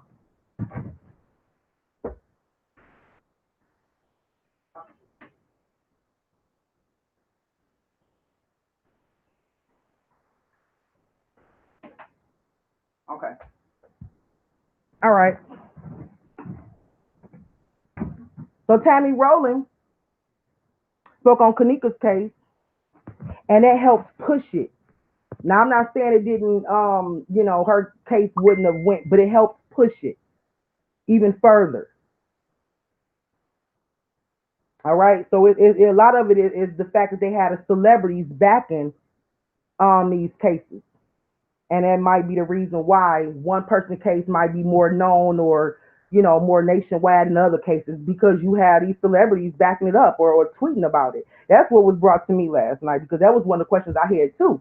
I'm like, come on, I'm pretty sure they didn't do more sacrifices, than just Kenneka and Maleah, because that was a 2-year time span in between them two. But at the same time, a lot of things, it might get put out there in the media, but then it gets swept under the rug. Because I hate to say it, but our people ain't really focusing on these kids. So when you hear a story and you watch the news, you like, dang, that's messed up. And it gets swept under the rug after that. But when you have somebody like Tammy Rowland or Cardi B pushing it, you see what I'm saying? Now the story end up being more viral, end up taking a life of its own, I guess you can say. All right, so here's a post from Destiny. She said, I'ma flood you today, baby girl. I will never say we failed you. It's all a part of God's plan.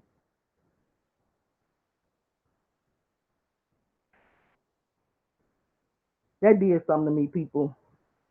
Because it was all a part of God's plan. But God, or you talk about the Most High, was it all a part of God's plan for this baby to be sacrificed unto Moloch?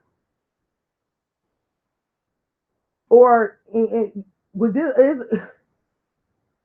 her little cut or her is this her niece actually? I'm sorry, her niece being found in a forest in a wood, dismembered, was a part of God's plan.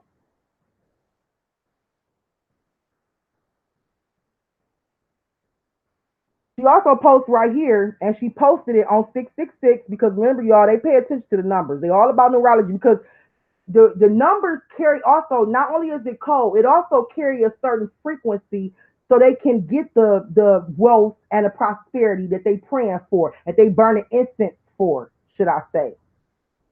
So they have to keep the frequency going. Okay, so she posted on 666, June 6th, 24th, 2 plus 4, 6, flip that 9, 6. Okay, and she posted trying to figure out how life continues from here. She posted she was trying to figure out how do life continue from here. I hate I cut off this date on this other picture, but this other picture was like July 17th, not even a month later, less than a month later, she figured out a way how to continue her life. A month later, not even a month later, she tweets or she posts, not a day goes by that I don't think of you, my love. I'm getting back my life. Hold on. But I'm getting my life back on track. Better days are ahead. Sometimes I jump ahead of myself, y'all. Okay, so not even 30 days later, after her niece was found in a forest, dismembered, think about this, y'all. Her niece, not even 30 days later, she say, I'm getting my life back on track. Better days are coming. I bet you do know better days are coming. But an average person, they wouldn't feel like their life can be back complete or back on track until they at least get some good news and know that justice is on the way. Do you see what I'm saying? This wasn't even 30 days later when she posted this. And see, what it reminds me of is Teresa Martin.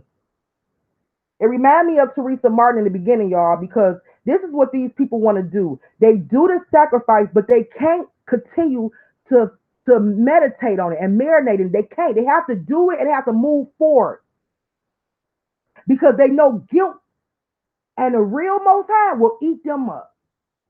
So they have to live a lie as if it never happened or as if it happened in a way that they created, the picture that they created in their mind. It helps them to move forward. Remember, shortly after Kenneka died, Teresa was telling us to shut down your Facebook group and live your life. Thank you, but no thank you. Watch what God do for me. Do y'all remember that? Not just shortly after her daughter was found locked in a freezer, she was telling us all, I don't want to be in y'all group. She asked us all for help. I don't want to be in y'all group. I don't want to know what y'all know. But I'm not going to stop getting justice for my baby. So y'all go back to living your life and don't let life live y'all and let me do what I got to do. Do y'all get what I'm trying to say? That should show y'all something right there. Shortly after your child was murdered, you willing to move, you ready to move on with your life and convince the rest of the world to do the same. Come on, y'all. Are y'all with me? Destiny Davis and Teresa Martin both did it.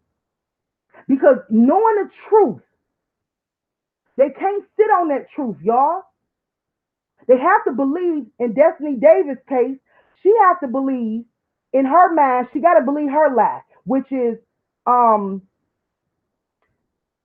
stepdad abused and killed her. That's her lie. That's her story. She's sticking with it. She has to have that in order to move forward. Teresa has to have her narrative that they painted and gave to her. Kenneka was killed, mistreated by the hotel, whatever, and that's what she has to stick with in order to move forward. They cannot dwell in the truth. They can't, because it'll eat them up. These is murder by numbers. It'll eat them up. I just got a Bible verse on child sacrifices in case people don't think it's real.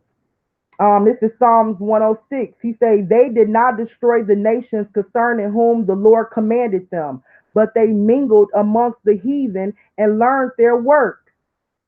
They mingled amongst the heathen. They mingled with these heathen, these Greek gods.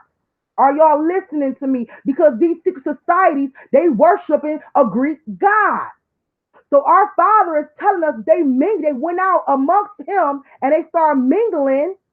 Jesus, he's trying to speak to us. They started mingling with the heathens and they learned how to do numbers. And they served their idols, which was a snare unto them. Yeah, they sacrificed their sons and their daughters unto the devil. And they shed innocent blood. His word is the truth. His word is the truth. Yeah, they sacrificed their sons and their daughters unto devils and shed innocent blood, even the blood of their sons and of their daughters, whom they have sacrificed, the idols of Canaan, and the land was polluted with blood. Thus were they defiled with their own works, and went a whoring with their own inventions. Look what God showed me about this one right here, verse 9. He said they were defiled with their own works. So they went out whoring with their own inventions. Look at their inventions. Their inventions is they're turning a person into an idol. They are turning these babies into idols / inventions. The Maleah Davis idol / invention that the Bible told you that they went after they sacrificed their sons and daughters. Listen to the Bible, Psalms 106. After they sacrificed their sons and their daughters, they went out whoring and they made an image, an idol, an invention of their child. Y'all ain't ready.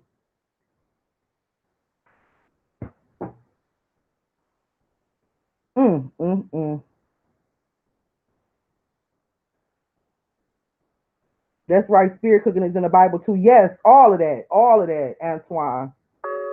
Another invention that they created.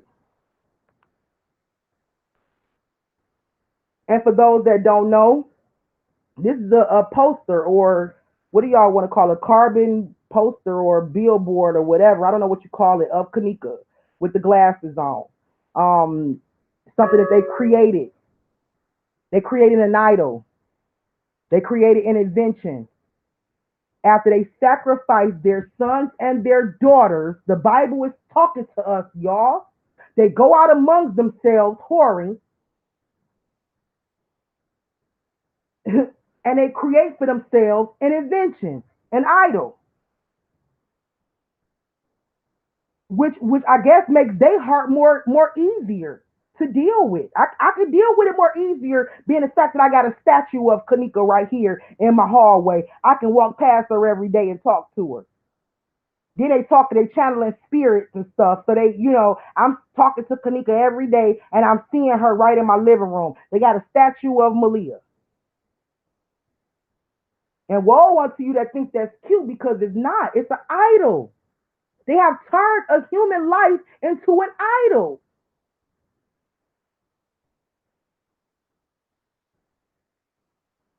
Come on now. Woe unto you who turned these children into an idol.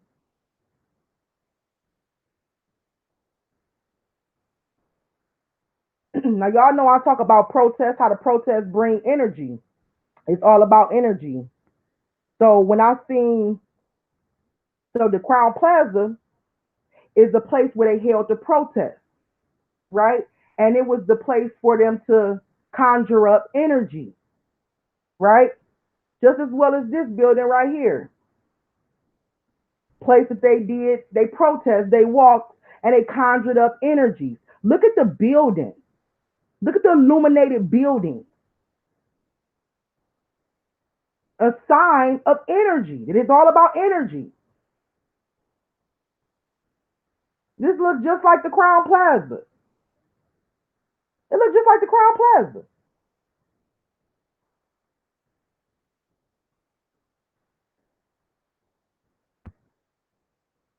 Okay, the meaning of occult numerology 23. We never talked about 23, because it's a lot of numerology that they use, and a lot of y'all know that they use geometria, and I don't really get off into all that. I know people that know how to do it for me, but I don't even know how to work that calculator and all that stuff, so I don't even mess with it.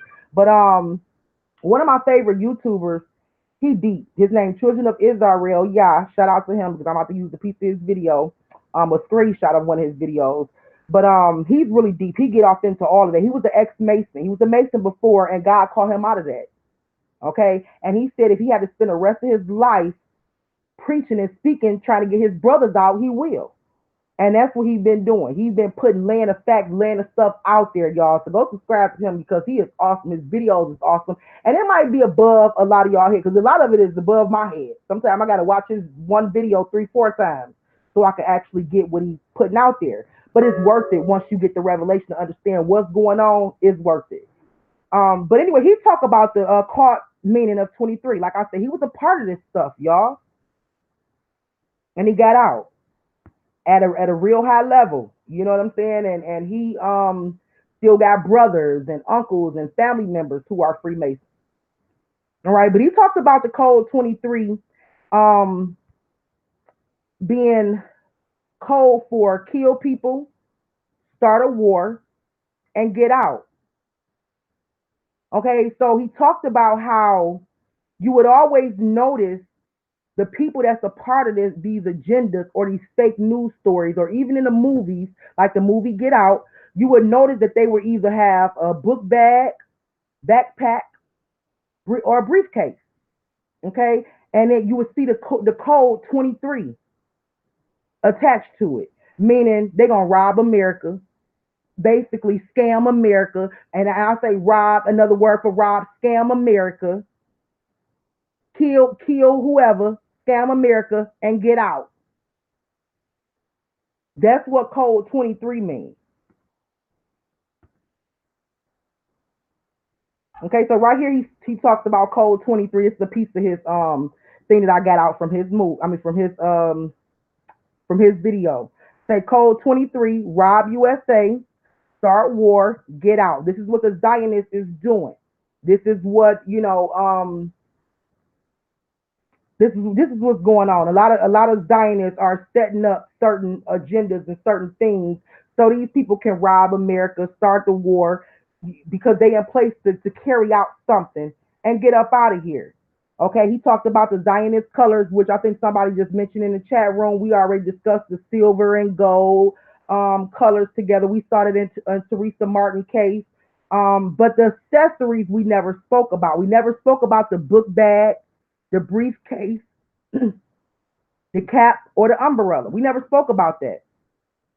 So that's something else that my eyes have been trained to look for lately in these Zionist stories, in these stories that's orchestrated by the higher ups to make it easy for y'all. So one thing I've been looking for is book bags and briefcases because I know that that's a code 23 that I'm a part of the robbing of America, rob them for all their money, start a war, and get out. Because they think they're gonna run from the wrath of God. They really think they're gonna run and hide. They know that God, they know that Jesus is on his way back. They know Yeshua is on his way back, but they feel like they can go run, they can take all America's money, sacrifice these kids, and go leave the country, go hide somewhere. They fools, y'all. So this is just something I wanted to point out in these cases right here, because this is what I noticed. I noticed, in Maleah's case, Craig Davis had a profile picture. He got on not only red and black, which we talked about before, but he also wearing a book bag. Anybody ask themselves why he wearing a book bag? He wearing a book bag. Code 23. Do your homework. I'm just no joke. This is no joke. That's why I'm telling y'all, look out. And I don't know if I might blow their cover. I hope to God I'll blow their cover. But look out for a lawsuit. Look out for some money coming from the Davis family. I don't think they got enough money just from donations and stuff like that. No, look out for a lawsuit. Look out for some more. Follow the money trail, because I bet you we're going to see something else. We're going to hear something later on about them suing, maybe Houston PD or somebody. Okay? We're going to hear about it. Trust me. Because he a part of the plan. Rob America and get the freak up out of here. We also saw it at the protest. Teresa's protest, the same night, the exact same night. Is it the same night? Oh, no, it's the following year. Okay, the following year, they had a protest at the Crown Plaza. Oh, no. This wasn't the following year. No, it wasn't. I'm sorry, y'all. This wasn't the following year. She had reposted it the following year. She actually did this on 9/9. This was right after they found Kenneka when they protested. And you notice the lady that was beating the drums in the middle, the lady that was beating the drums, they was all like around her dancing, and she was like beating the drums real loud and stuff. She had on a backpack, pink and black. The color of her shirt is purple, Illuminati purple. Her backpack is pink and black. The other guy that was next to her, who was beating the drums and sounding the alarm, he had on a black backpack. This is just stuff that, like I said, I'm just, my mind and my eyes, it peeks stuff out like this now. Okay, so we see in both cases code 23. And not only do we see code 23 in Teresa's case, we actually see one with a pink backpack and the other one with a black backpack. CERN, transformation of energy, CERN. Now, if I would have seen a green backpack, I would have probably still pointed out the backpack. But when I seen the fact that it was black and pink, I was like, oh, okay. Thank you, Father. Confirmation. Okay, that stood out to me because we know that pink and black is the transformation of energy, which is why they're out there protesting. Not saying that they, don't want justice. I'm not even gonna say that because I don't want nobody even attack me for saying that. But we have to keep in mind that it's all about energy at the end of the day. Because whether or not you believe that she actually got her hands bloody or dirty, I've never even said that I believe that she got her hands dirty and actually hurt Kenneka. But you best believe she knew about it. You best believe she made a deal with you best believe she knew about all this stuff. So her going out there, beating the drums, having a good time. I think they went bowling a couple days later, a little while later. Why do y'all think she was able to do that? Because she had the force. She knew everything. You was just getting the news. You was just finding out what was up. And they had their people in place. They had that. And this is the reason, too, why we can't get mad at people when people say fake news, because they do put certain people in position that work for them to carry out this agenda. Do you see what I'm saying? And so the sacrifice is not fake, but the way they delivered the news is. It was. We all know that. The edited footage, the narrative, we all know that. Just like 9/11. Lion community activists. We see lion community activists in both cases, both Maleah and Kenneka case. Think about it, y'all. Both BB and Teresa started off with a lion activist. Hello, both of them. You had Andrew Holmes say he saw her walk in the freezer.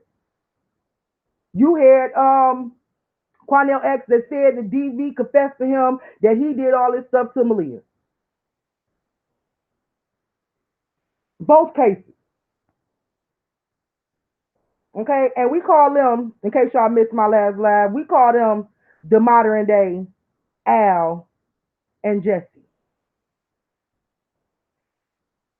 That's all they are. Because attached to these big stories, it have to be a Jesse. It got to be a Jesse and an Al. Not if they a little bit too old to be out there and they had to pass the torch. They setting men up to put them in position to be able to get that recognition, to be able to make money, to be able to get to move up. And where you see what I'm saying, they putting them in position and then turning around and setting them up to look like a fool, setting them up for failure.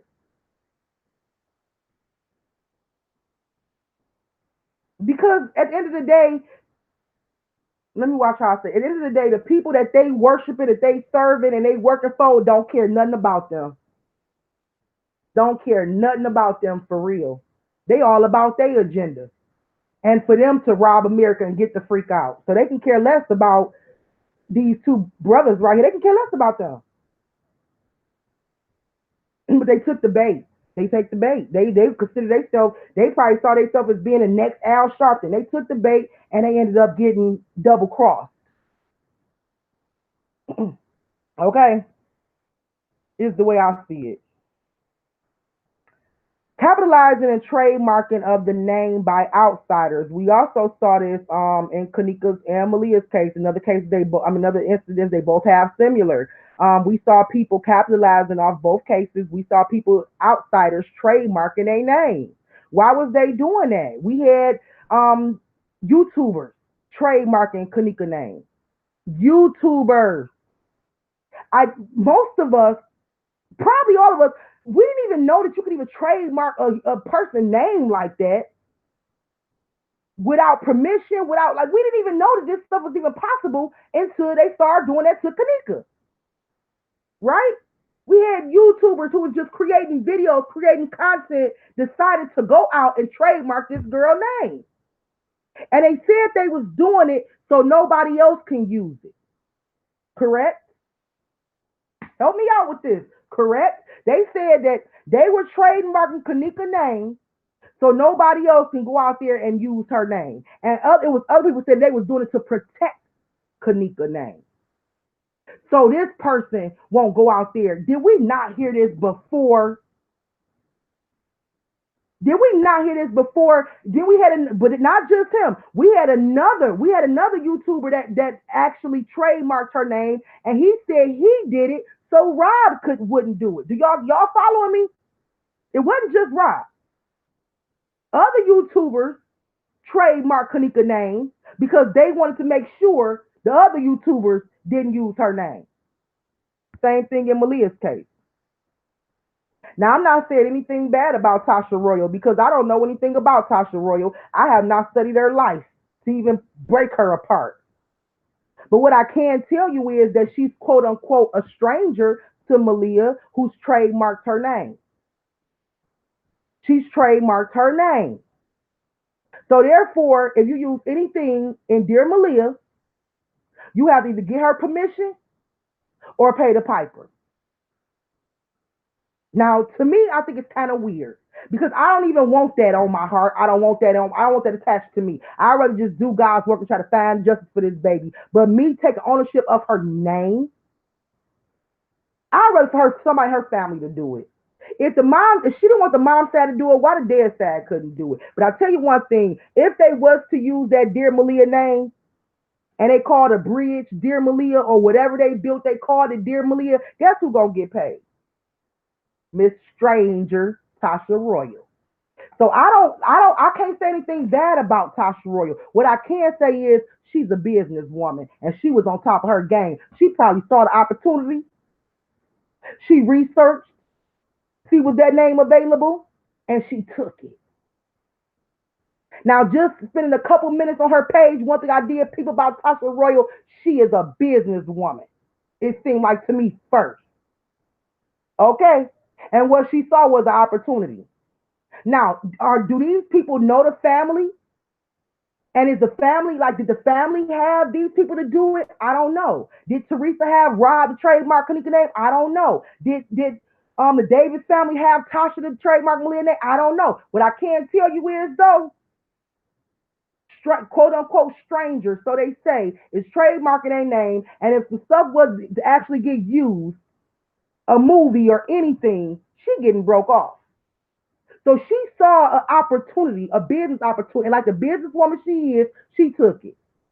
And I think for all of us to kind of be all sobby or whatever, like, oh, she just did such a great. I don't play that no more. I really don't, because I'm awakened to what's really going on. So I look at everybody like heathens, just scandalous, until you prove to me otherwise. Okay, but she said, oh, I pray that name change will be approved. It's time for Houston to do the same thing. We love you, Maleah. So she pushing for Arkansas to try to rename the bridge. Now, just what if they name that bridge, dear Maleah? Just what if? Do y'all know that Tasha Roy gonna get broke off, and I mean broke off so swell, so swell. So I bet you are praying for that name change to be approved. I bet you are. But Maleah getting a bridge, wasn't the first time we heard something like that. Kenneka got her face on the side of a train, right? Kenneka got her name on her face and her name on the side of a train.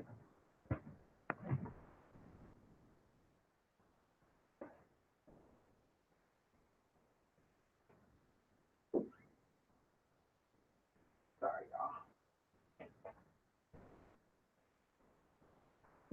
Okay.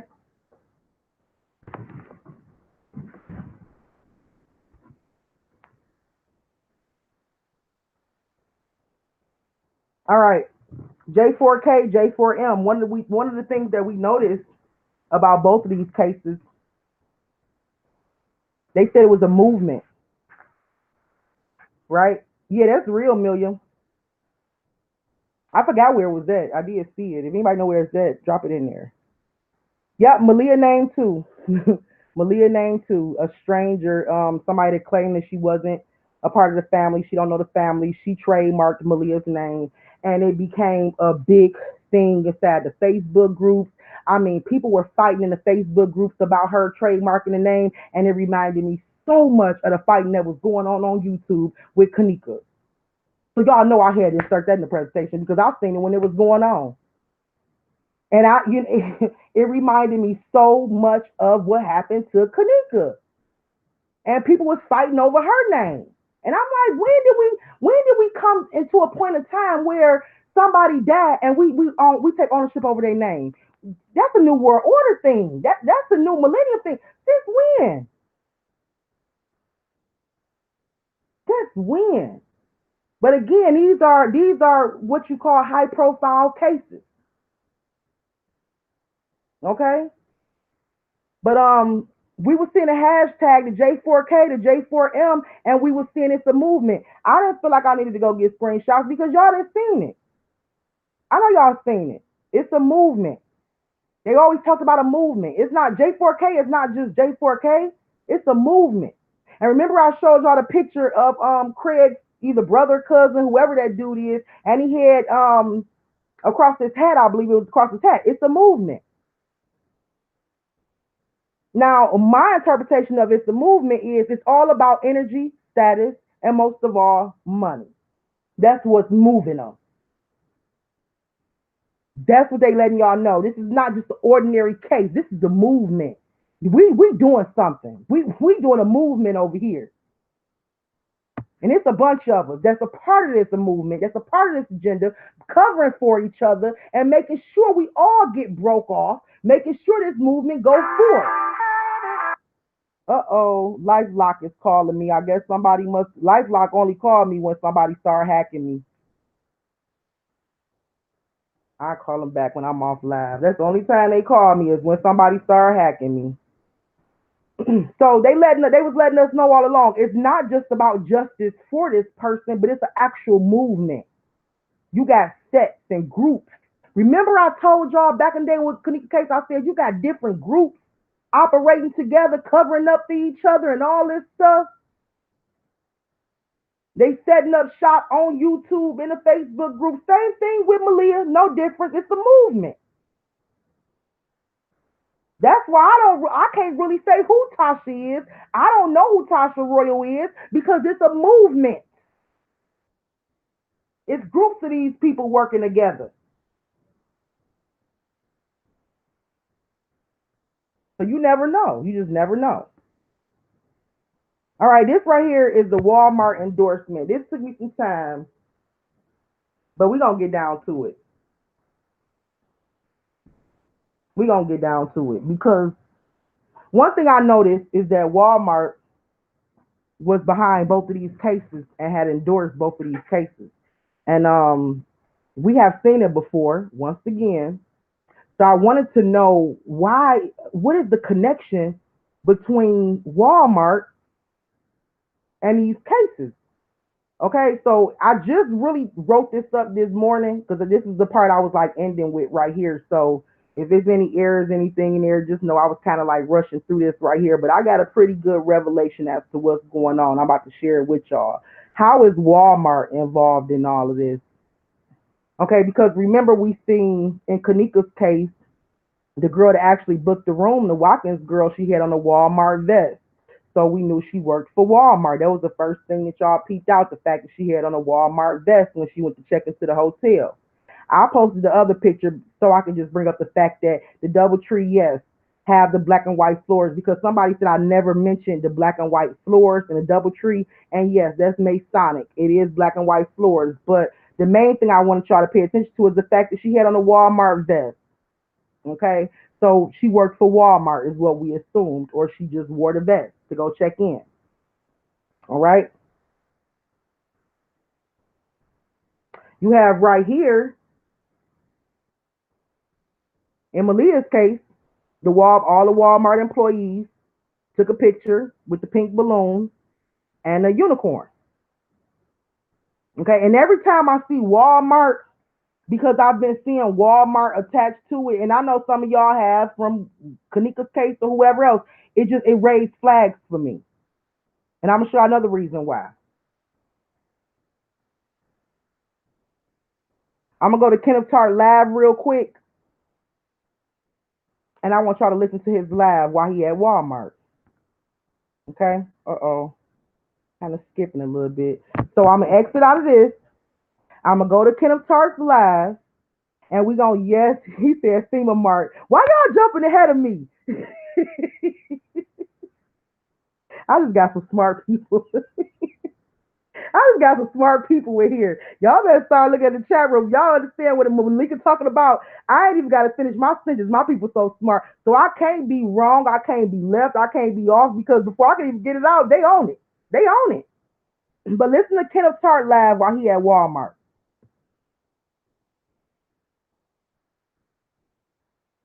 And we're going to put this together. Yep, I think somebody trying to hack me, y'all. I'm getting all these weird pop-ups now.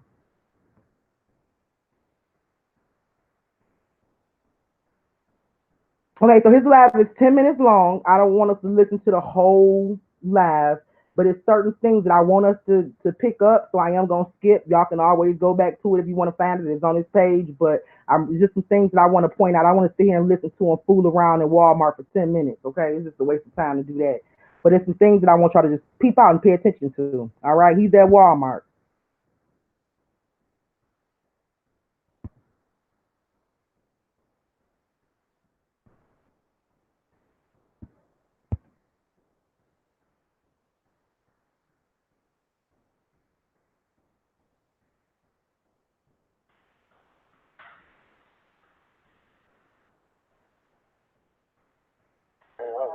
as fuck. Said that.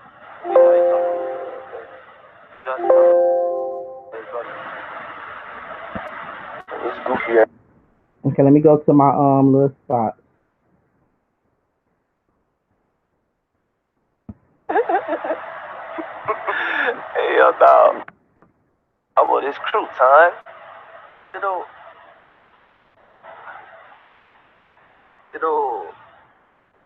I was just flying scooter through this bitch. Let me see. Dang, I was just flying silly scooter through this hoe too. In this hoe.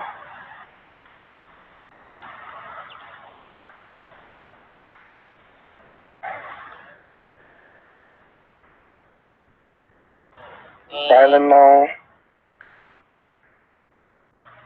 Get in my face, turn that in.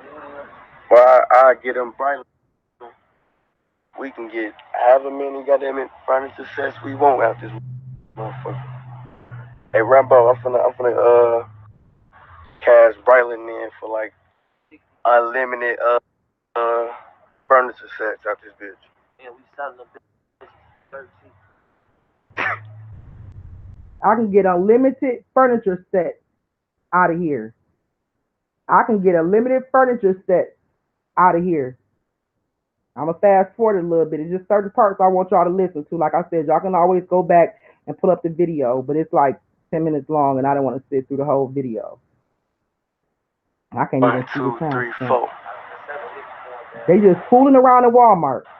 Video 1. Don't tempt me on this shit. I ain't gonna do that though. I don't want to go to jail. That's some shit right there. They gonna say, oh shit. It's a long jump. You see what I say? That's a long jump. Let me fast forward it a little bit.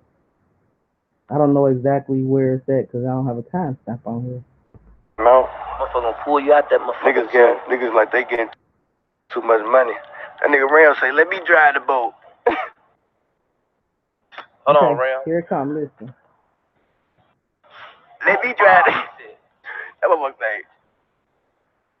He feel quick, dude. The driver fell first. Like, that's what I'm talking about. Who you think I am? The driver. He fell. That's the one where I did. Glasses right off the dive. If they would have flew out the boat, they had some dead. I think one of them did fly out the boat. It might be the driver when he hit that motherfucker. Oh, mother, like he flew. Now listen to him now. Got some stairs to go on the inside. Yeah. Let's go. Get with me, Joe. You already know, man. We one of them A1 memes, Joe. Motherfucker, mount up, do some capping, Joe. You know. Show you what this real capping shit, not just getting off of the yang, letting that shit beat your head off. Yeah, look. So in translation, for those who understand what he just said, he said, I'm out here getting that real money. He said, instead of just slinging that yang, that yayo on the corners and letting that stuff beat your head off, I'm out here getting that real money. I also fast forwarded by accident the part where he said he's not in Chicago. You can watch the video. He said he's far from Chicago. He said he's at a different location that a lot of his viewers don't know nothing about.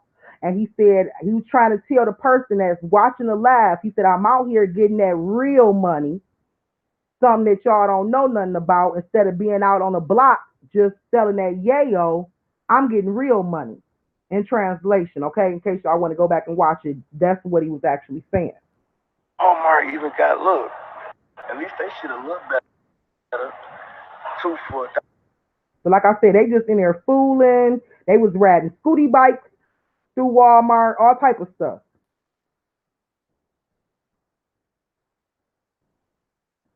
Okay, for some reason, I can't even see my time on this video for me to put the timestamps on. Okay, so let me go to y'all and tell y'all what my analysis is as far as the connection between Walmart and the Chicago gangs. Okay, it appears that Kenneth Tartt has some business relationship dealings with Walmart. Now, I want y'all to go back and watch this video if y'all didn't catch the stuff that I pointed out. not as an ordinary customer, but one that he feels comfortable enough to kick back on their furniture. And somebody said on his lap him to flip over the furnitures and stuff, and he was like, "I'm not trying to go to jail. I'm not trying to do that. No, I ain't stupid." Okay, so that's when he said that. But he was kicking his feet back on the furniture, and he was riding scooty bikes throughout the store. He makes a statement around 2:30. I have the marks on here, but for some reason, it don't pull up while I'm on live right now. But around the 2:30 mark, he says that he can get all the furniture he wants from out the store. Around 7 minutes, he began to speak to a viewer on his live as if he was on a top secret mission. In fact, he makes a statement saying, "Oh yeah, I ain't play that part for y'all." He say, "Let me see if I can pull up the 7 minutes part. Let me see if I can pull that part up real quick so y'all can hear him say that." He said, "I wish I can tell y'all the real reason why I'm here." Man, oh shit. Really just high. We actually shop. He said he's shopping, and then he gonna say, "I wish I could tell y'all the real reason why I'm here." Shit, though. Y'all can pull up, protect y'all gangster. Y'all wouldn't even find me if I set up on live and goddamn it waited for y'all to look for me. Yeah, but the first time we right here. We right here. I can go outside, this motherfucker show right exactly. Still ain't gonna know this motherfucker. That's how. Oh man, this bitch empty. Yeah. Let's see if I can find that particular part. Yeah. Oh, here it goes. Hold on. We just getting our daily capping on.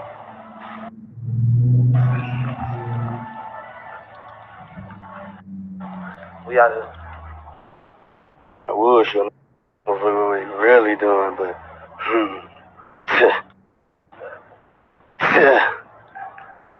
You heard him? I wish I could show y'all what we really doing.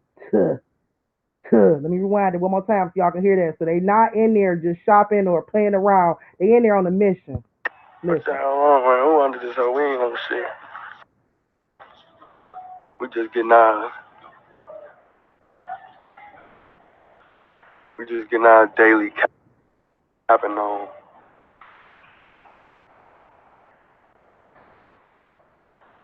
We out of. I would show them what we really doing, but.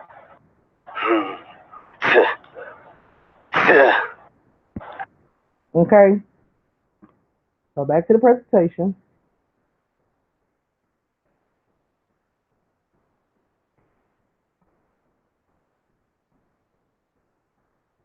All right. So as I was saying, around the 7 minutes, he began to speak to a viewer on his live as if he was on a top secret mission. In fact, he makes a statement saying, "I wish I could tell y'all what we really out here doing."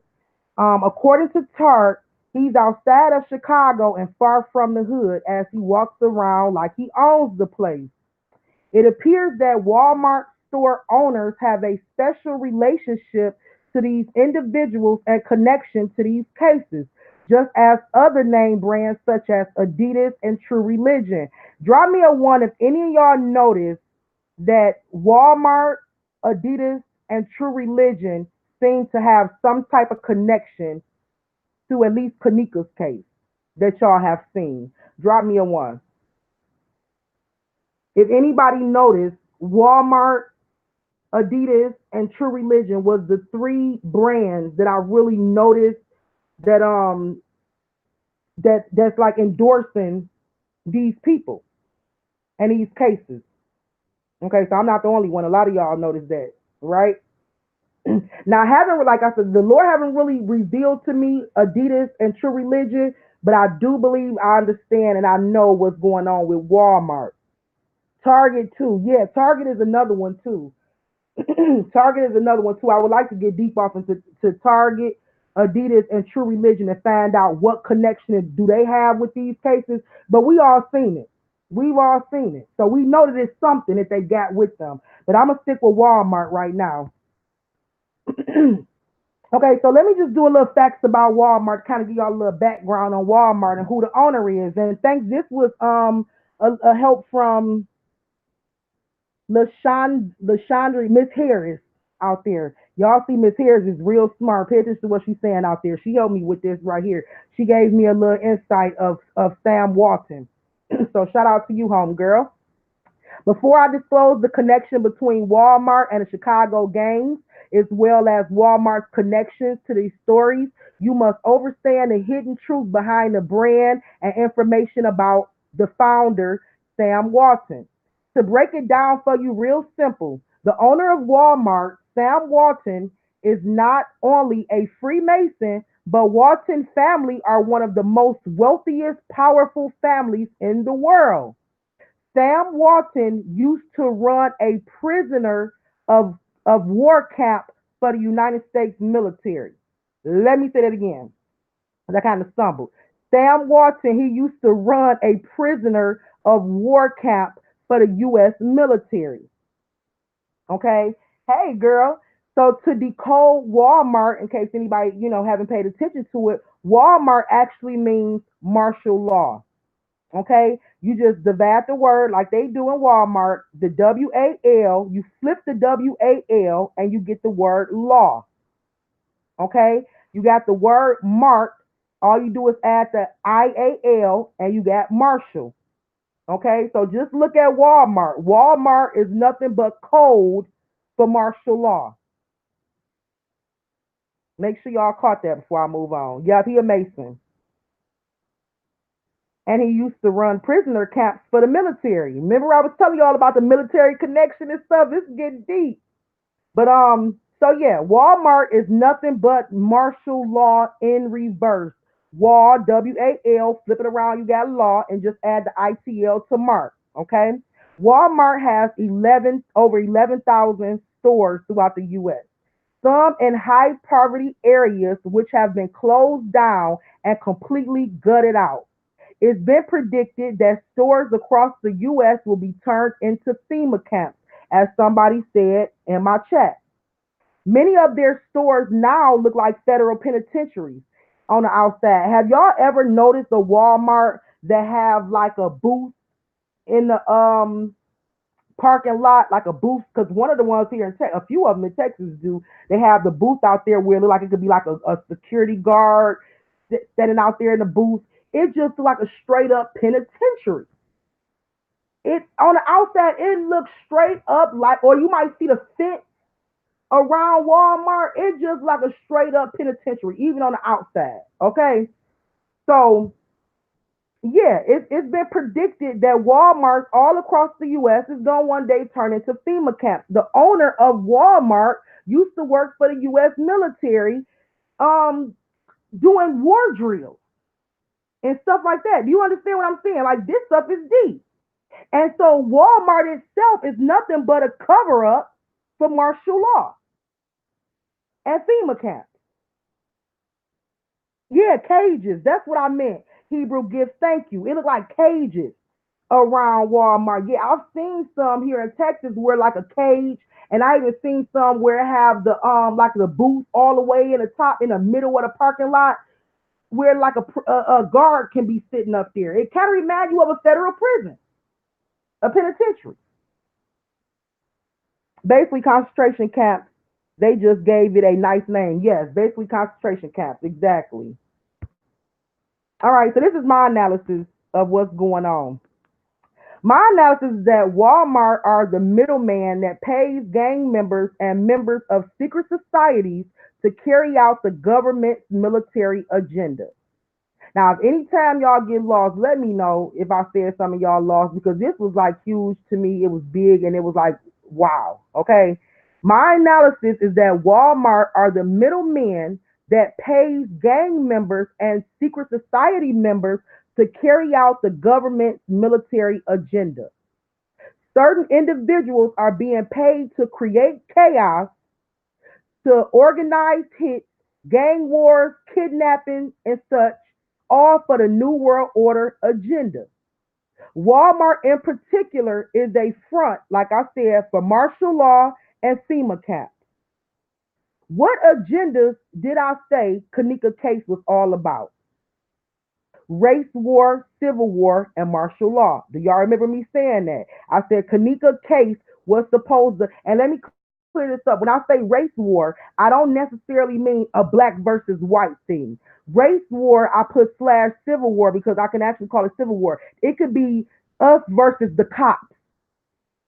You get what I'm saying? Black versus blue, which is what I believe in Kenneka's case is not it wasn't about the black versus white thing, but it was more about us versus them, us versus the corporation, which would bring out the military, which would bring out martial law. You see what I'm saying? Which so that's what I mean by race. It's not always about black and white. Sometimes it's black versus blue or black versus blue collar.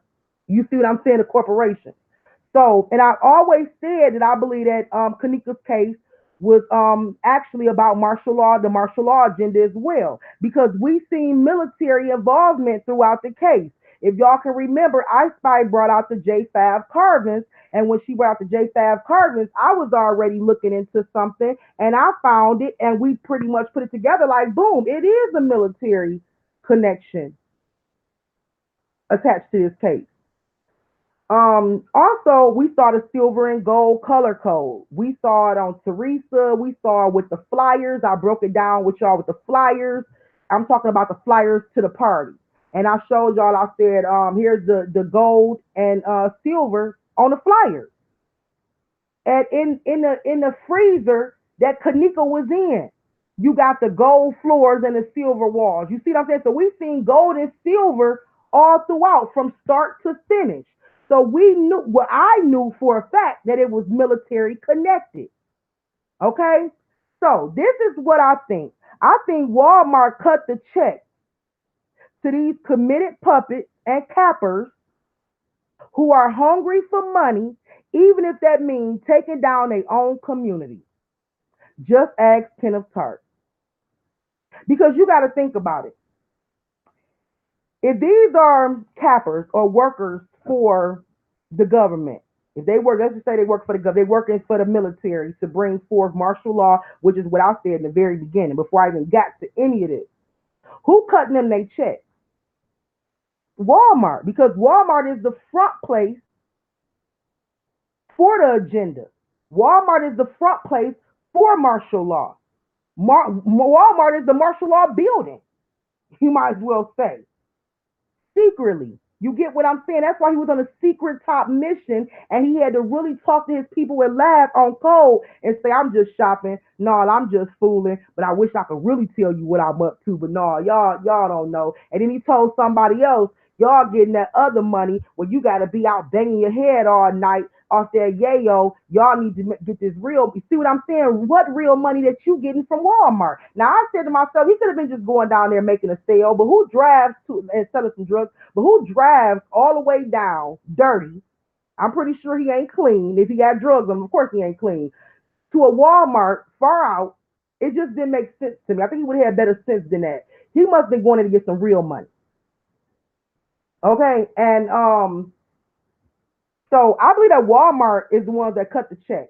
If y'all can remember that one year, I think it was like the following year after Kenneka death, it was like 70 deaths in Chicago just in that one summer.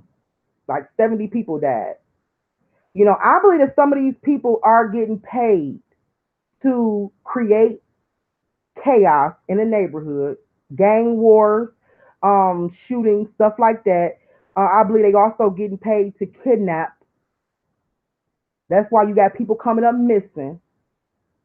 I believe they getting paid, and I don't think it's just Walmart. I think it's other companies, other brands that endorses this stuff. Because remember, it's all about the New World Order. Because when they bring in the military, guess what they first bring in the military? And they bring in the military first to Chicago. Sorry to tell you, but they are. The military is going to first hit Chicago. When we start seeing the manifestation of martial law, we're going to first see it in Chicago. National Guard, military, and all that. So who would they have to help them usher in this?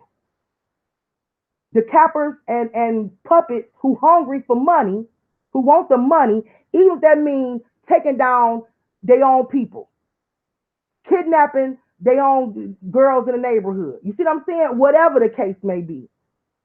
So in this case right here, I believe that Walmart was actually paying Kenneth Tart, maybe his crew or some more people, because these, remember, we had different sets of gang members in Kenneka's case.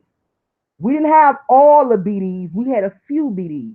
We didn't have all the vice lords. We had a selected few of vice lords. We didn't have a lot of GDs. We had about four that was there. You see what I'm saying? So these people, I believe, was selected, okay, as to be cappers or to be workers of inequity for Walmart, for the agenda.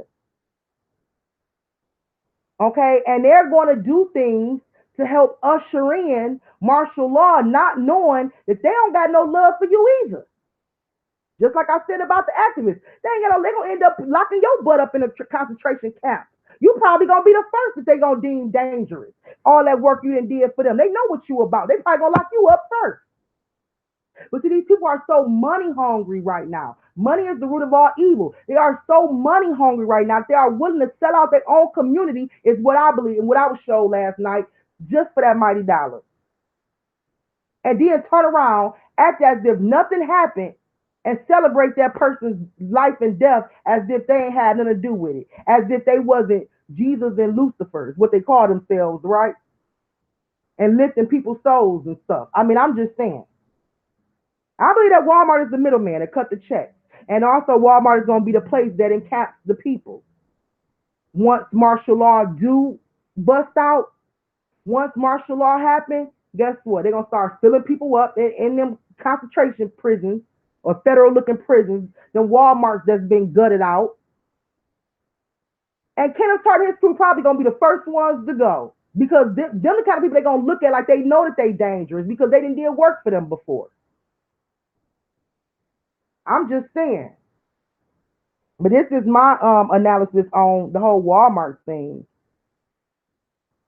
Be prepared, most definitely. But you know what? It's not even really the innocent bystanders. I think it's more of those that's just gonna be out there acting a fool. You know what I'm saying? Like they creating the chaos, and them gonna be the ones they use to actually bring in martial law. They paying them right now, and they happy right now, flogging they watches, they bracelets, they necklace, they flogging that stuff right now. They happy. They got money. They getting a check. Okay, they feel good about it. But when it all fall down, who you think gonna be the first ones they gonna look at? Lock up. The ones they call animals. It's gonna be those in the street. So that's my analysis on Walmart, y'all. And a connection to Chicago. Okay, this right here is just the Deliverance story from a sorority sister. And I'm not gonna read this thing, but if you guys want, you guys could screenshot it and read it. But it's a real deep story, and I put it in there because I did plan on reading it, but I'm getting kind of tired now. But she was basically telling her testimony about when she joined the sorority and the thing that happened to her, and how she had to get delivered from all these demons and stuff. And it's just really sad. But it actually talks about these organizations and stuff like that, these Greek organizations. So whether it's a sorority, a AKA or Eastern Star, it's all one and the same, just different levels, of it. But they all worship the same Greek god. And if you are a part of this and know somebody that's a part of this, you have to be delivered from this. You need to be delivered from this. Okay? Because you are dealing with real spirits. And if you have no idea what you playing around with, like, woe unto you, because it's deep. And we live in a time right now where the god of Saturn, what they call the 6'9" god, he's requiring sacrifice of children. He don't want your mama no more. He don't want your daddy no more. Now, I think that there's probably people that still sacrifice his uncles, but that ain't satisfying him. We right now is the 7-11, the spiritual attack on the youth, and what satisfies him is a baby like Maleah, a teenager, Kenneka Jenkins. Now, I know a lot of people say, well, Kenneka not innocent because she hung around these people, and if they did it, she did it, whatever. We don't know what them girls did. We really don't. We heard rumors about them selling themselves, and I heard more rumors about them selling themselves from YouTubers than I did people that actually know them. We don't know if she was the one girl that's in her crew that felt like, shoot, before I do that, shoot, I'll bat my own. I mean, we just don't know. But I still believe that she was pure in spirit. I believe her soul was still intact and her soul was still pure. And that's probably the reason why they all attacked her. Okay, and for the fact that she was chosen. She was chosen, so like Maleah, chosen at birth, chosen from the very beginning, and never really had a chance to live a complete full life because of what their parents was involved in before they even got a chance to even make a decision or, you know what I'm saying, or even live a real life. Their parents were already involved in something and have committed themselves to something that they have to carry out. This could have been something that these people have committed themselves to years before it actually even took place, even years before it was carried out. And probably regretted doing it, but they committed themselves to it. They had no choice but to carry it out, or they probably would have lost their life. But anyway, if y'all have time, screenshot this, read this story. It's really deep. She talked about her story of being in the sorority and how she had to go get delivered from all of these demons. So it was deep. CPS is in on it too. Yes, I wish I would have thought about it because I would have added CPS in here. We actually in the group we've been talking about CPS. We've been talking about how CPS is in on it too. Y'all, it goes deep. It goes deep, and I'm talking about judges. I'm talking about it goes deep. It goes deep. But yes, I believe CPS is in on it too, and they are definitely giving these people back to these children back to the people that's hurting them, the abusers, because they know that their abuser is going to turn around and offer the child up. And there's other cases that I have been following behind the scenes, looking into, and I'm seeing CPS turn a head on situations where they shouldn't. You see what I'm saying? So we looking at some stuff too, and I do believe that CPS judge, because we're talking about, y'all know Masons go from the highest level on down to the bottom, to the community activists. Okay, they go from the highest level of judges, they in politics, in office. Hell, I think what is his name? Trump is a Freemason. It started with our president George Bush was a Freemason. So yeah, even the president. So yes, I think it definitely the rabbit hole goes deep, and the level, excuse me, the levels is very high up there. Okay, so yes, you do have Masonic CPS workers. You have, or not just Masonic. Well, you have to be Masonic in order to get these positions, in order to be a person of power, and to be a part of a triangle. You have to be. I showed y'all in the beginning how the word Mason is written around the triangle. When you look at the compass, you see the one on top and the one at the bottom. It's like a as above, so below.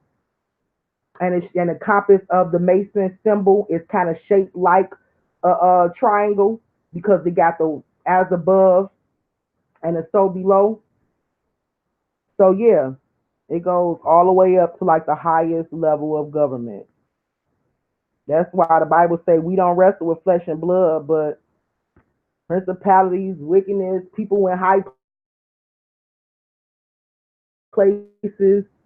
But I just wanted to end it with Dr. Amina, which was, like I said, Maleah Davis' cousin, and she said, "Stupid." The definition of stupid is knowing the truth, seeing the truth, but still believing in lies. Okay, I wanted to drop this for y'all because I don't want y'all to walk away seeing the truth, knowing the truth, but still believing in lies. These babies were sacrificed to the 6ix9ine God. Watch it again. Do your research. Okay? And I know when she wrote it, she actually believed that now that she's a part of the illuminated ones, that she's more enlightened, and what everybody else believed and the stuff that she once believed was a lie. Okay, because she put right here, I was stupid once but never again. So now she's following the Greek God versus the Most High God. So this, she put this stuff actually believing I was stupid before, but never again. Okay? I'm actually sharing this with y'all to show y'all how stupid she is, one, and don't even know she's stupid. But for two, because the message is still strong. Do not leave here, y'all, knowing the truth, seeing the truth, and you have even access to the internet to look up the truth, do some Bible studying with somebody, get in the Bible and find the truth, but walk away believing lies.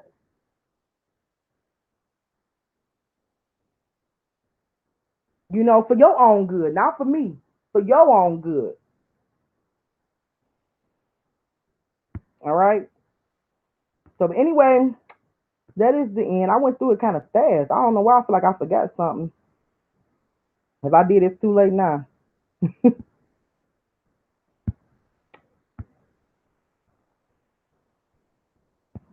Okay. Yeah, that was the end. I don't know. I might have forgot something, skipped over something. I don't know.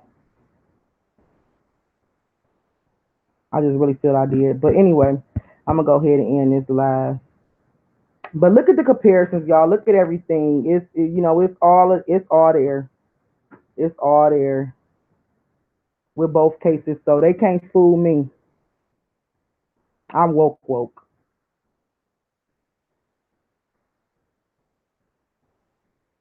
Okay, so I just want to say to y'all too before I go, um, I was supposed to have a birthday celebration on live. I didn't get a chance to do that because my husband ended up getting real sick and getting admitted to the hospital. And y'all know I'm still dealing with a sprained ankle, so I'm around here limping. And he ended up getting sick, getting rushed to the hospital. So I spent my whole birthday weekend in the hospital with him and my birthday in the hospital with him. So I didn't get a chance to actually do anything. And I want to. Not I don't want to do anything for my birthday, but I still want to do the games and just to have a fun day one day to kind of make up for the me standing y'all up and me not being able to do it before. So I was thinking like maybe once every other Friday, maybe like twice a month, we'll do like a fun Friday.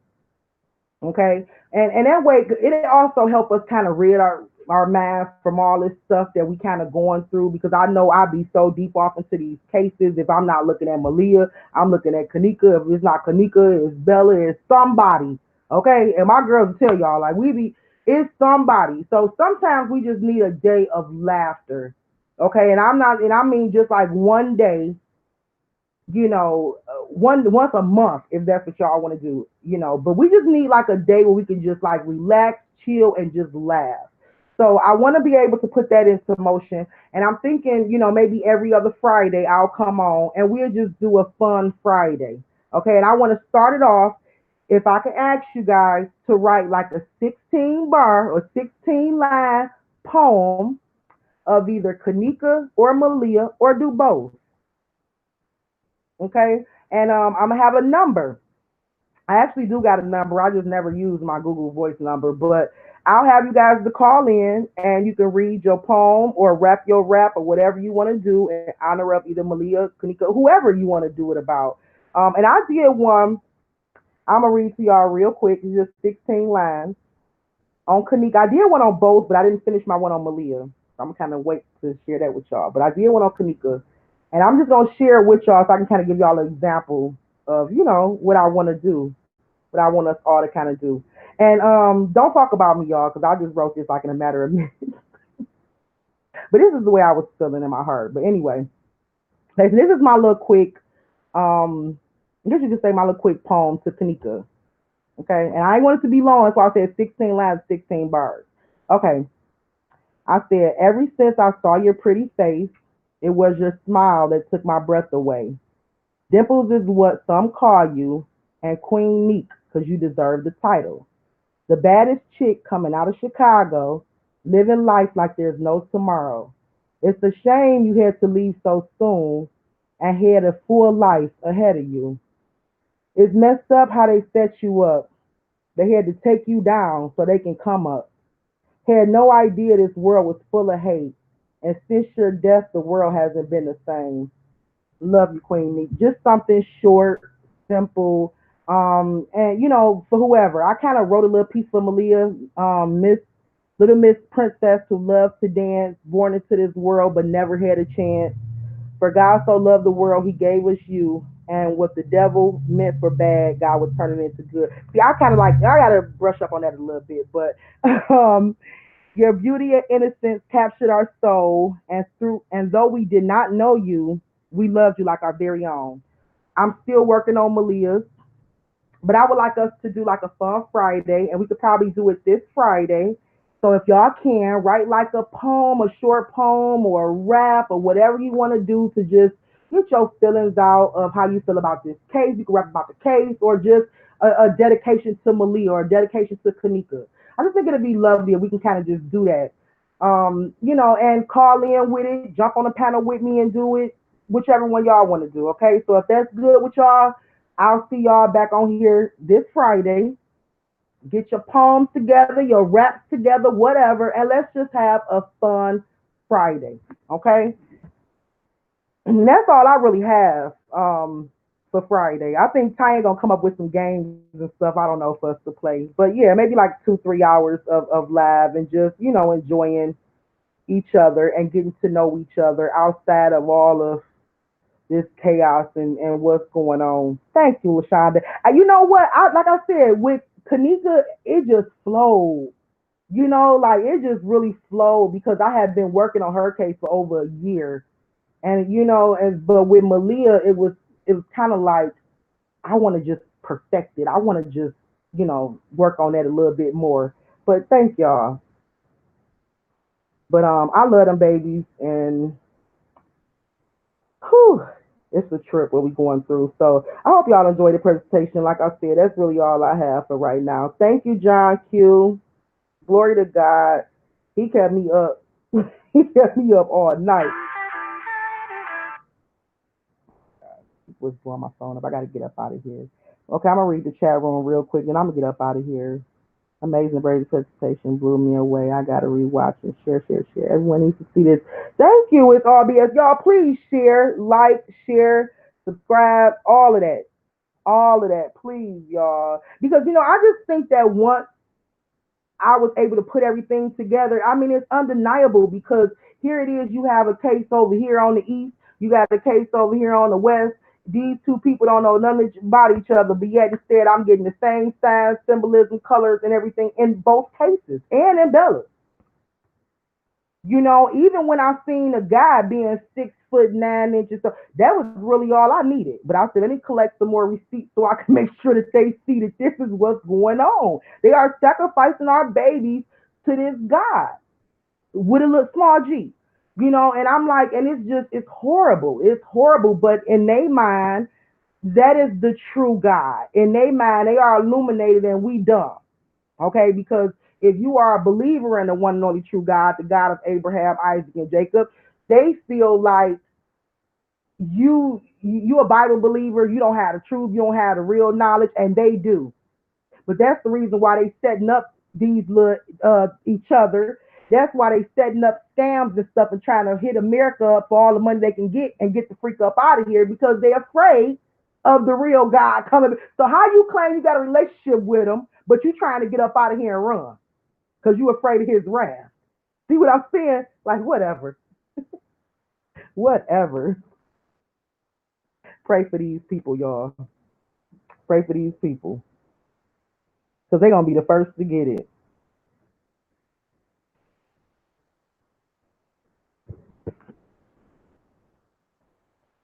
Anything you do that they watching on a TV, hold on. They watching you, the cell phone, they listening, watching the camera, audio, they listening, watching. I'm pretty sure, Maya. That's why I unplugged my I had Alexa in here and I unplugged her. I don't even have Alexa plugged up no more. Like she just in my box. I don't even deal with it no more because she literally was cutting on when I wasn't even saying anything to her. Because you got to call her name first in order for her to respond. This heifer was responding when I wasn't even calling her name. I'm like, why did she just start talking? So I had to literally unplug Alexa, wrap her back up in a box, and throw her in the, we ain't dealing with you. Mm-mm. So I definitely believe that. And I'm always getting hacked. I am forever getting hacked. I was doing this presentation and LifeLock was calling me. I am forever getting hacked The LifeLock and told me a few times my information was sent to the dark web. See, the thing is about me is I don't care how much you try to threaten me, it ain't gonna work because I have a higher power that I'm so submitted to, and I listen to him more than I do anybody. You see what I'm saying? Like even I listen to him more than I do my own consciousness. Like if I'm telling myself like don't do it, girl, you crazy if you do. And I know the Lord is telling me to go there and do it, then I'm just gonna follow the Lord and be like, swallow it, Malika. Put your armor on and do it. You know what God is calling you to do. You see what I'm saying? So I'm not worried about them because I know no weapon formed against me gonna prosper. Okay, and every tongue that rises up against me shall be condemned because I know who I am, who I belong to, flaws and all. So, you can keep on trying to scare me and all that stuff, but I ain't worried about no gang fucking. I ain't worried about none of that stuff because they got the right one coming for me. I guarantee you that. I guarantee. I'm so anointed. I'm so covered. I'm drenched with blood. Like, I'm good. I am so good. So, I ain't worried. Sororities are connected to masonry stuff too. Yes, LaShonda, girl, you came in late. And I like your input. You are very intelligent. So deep, Malika. Yes, Judge Lopez, who ruled to give back Maleah because they couldn't determine who was abusing her, is the most ridiculous, evil thing I've ever seen. Mm-hmm. Yes, ma'am. Yes, ma'am. I wish I would have had time to kind of dig into the judges and the CPS and stuff like that too. I wasn't really thinking about digging into them, but I think y'all already got the picture. Well, they're just a part of the pyramid, and we already pretty much broke down the pyramid, and that's anybody attached to the Freemasonry, any of these people that's in these high level positions that we know is evil. You know what I'm saying? You know why they evil? Because they don't care nothing about you. They all about their own agenda.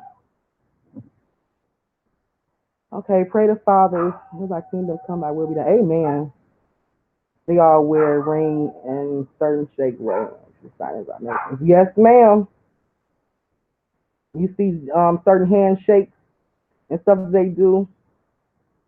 I just said that. I just said that, and I said Trump is amazing, and he be throwing up all the Illuminati symbols. He's gonna be the one that sets off the wars, girl. And I'm like, if I said to myself, if he come back into office, I was asking my husband, can we just move to Canada? But I don't really trust the government of Canada. But I was like, can we just move to Canada if he do another 4 years? Because I can just really see it going down. And the Bible tells us we're going to see wars and hear rumors of wars, and it's all that, more wars is going to increase. Like he just said, pay attention to the signs and seasons. You will know. Be watchmen. Be watchmen. I had somebody to write on my in my comments of my other video and basically tell me that I shouldn't be teaching y'all this stuff. They was basically saying that it's like I'm giving a gun to a baby. And I'm thinking like I teach my own children, like I equip my own children when it comes to certain things. Like my children is smarter than a lot of adults. Like my children will be sitting there and tell you like, wait a minute, now ain't that fun? Like my children I equip them. So what do you mean? Like it's time for us to stop being babies and start eating solid food. It's time for us to stop being little lambs and be some grown sheep. I'm just saying, it's time for people to wake up because if you don't, the enemy will devour you. And it's my job. I was set out here to help wake people up. And that's all I'm trying to do. But the fact that she said that let me know that I was doing something right. So I just rebuked her and blocked her. And that's what I will do. For whoever try to come over here and tell me not to keep it with my people, y'all are family to me. I love y'all. I came into this thing saying that I was going to try to, stay focused on the truth, get to the truth, and whatever I find, I would deliver it to y'all. And I ain't never stopped, and I have built even stronger connection with y'all. So what do y'all think I'm going to do now? You know what I'm saying? Like, I'm always going to go hard now. So, but I got to get up out of here. Family coming in now, and I don't want them all to be loud and stuff. But I will be reaching back out to y'all Friday. So if y'all can get some poems, get to writing. Get to writing. Write a rap, a song. If you could sing, write a little song or something. We're gonna have like a little talent day. You know what I'm saying? And we're gonna dedicate it to Maleah and Kenneka and Bella. All right. And I might look into Bella's case. Also, I'm not gonna tell y'all, I got a surprise coming up. I've been talking to somebody else that might join me for a panel discussion. So that'll be interesting. But I don't want to speak it out now just in case that don't happen. But I'm looking forward to some to opening the door for some new cases and helping some people out. So I hope y'all gonna ride with me through that too. But anyway, I'm about to get up out of here. I love you guys. Please like the video, share the video. If you're new, subscribe to me. And I will see y'all on Friday, hopefully, if not this Friday. I'm pushing for Friday, but y'all know many plans are in a man's heart. But it's the Lord. I'm telling y'all because I be playing this stuff and it just do not happen that way. So my dogs is barking. I'm about to get up out of here. Bye y'all. They nothing up.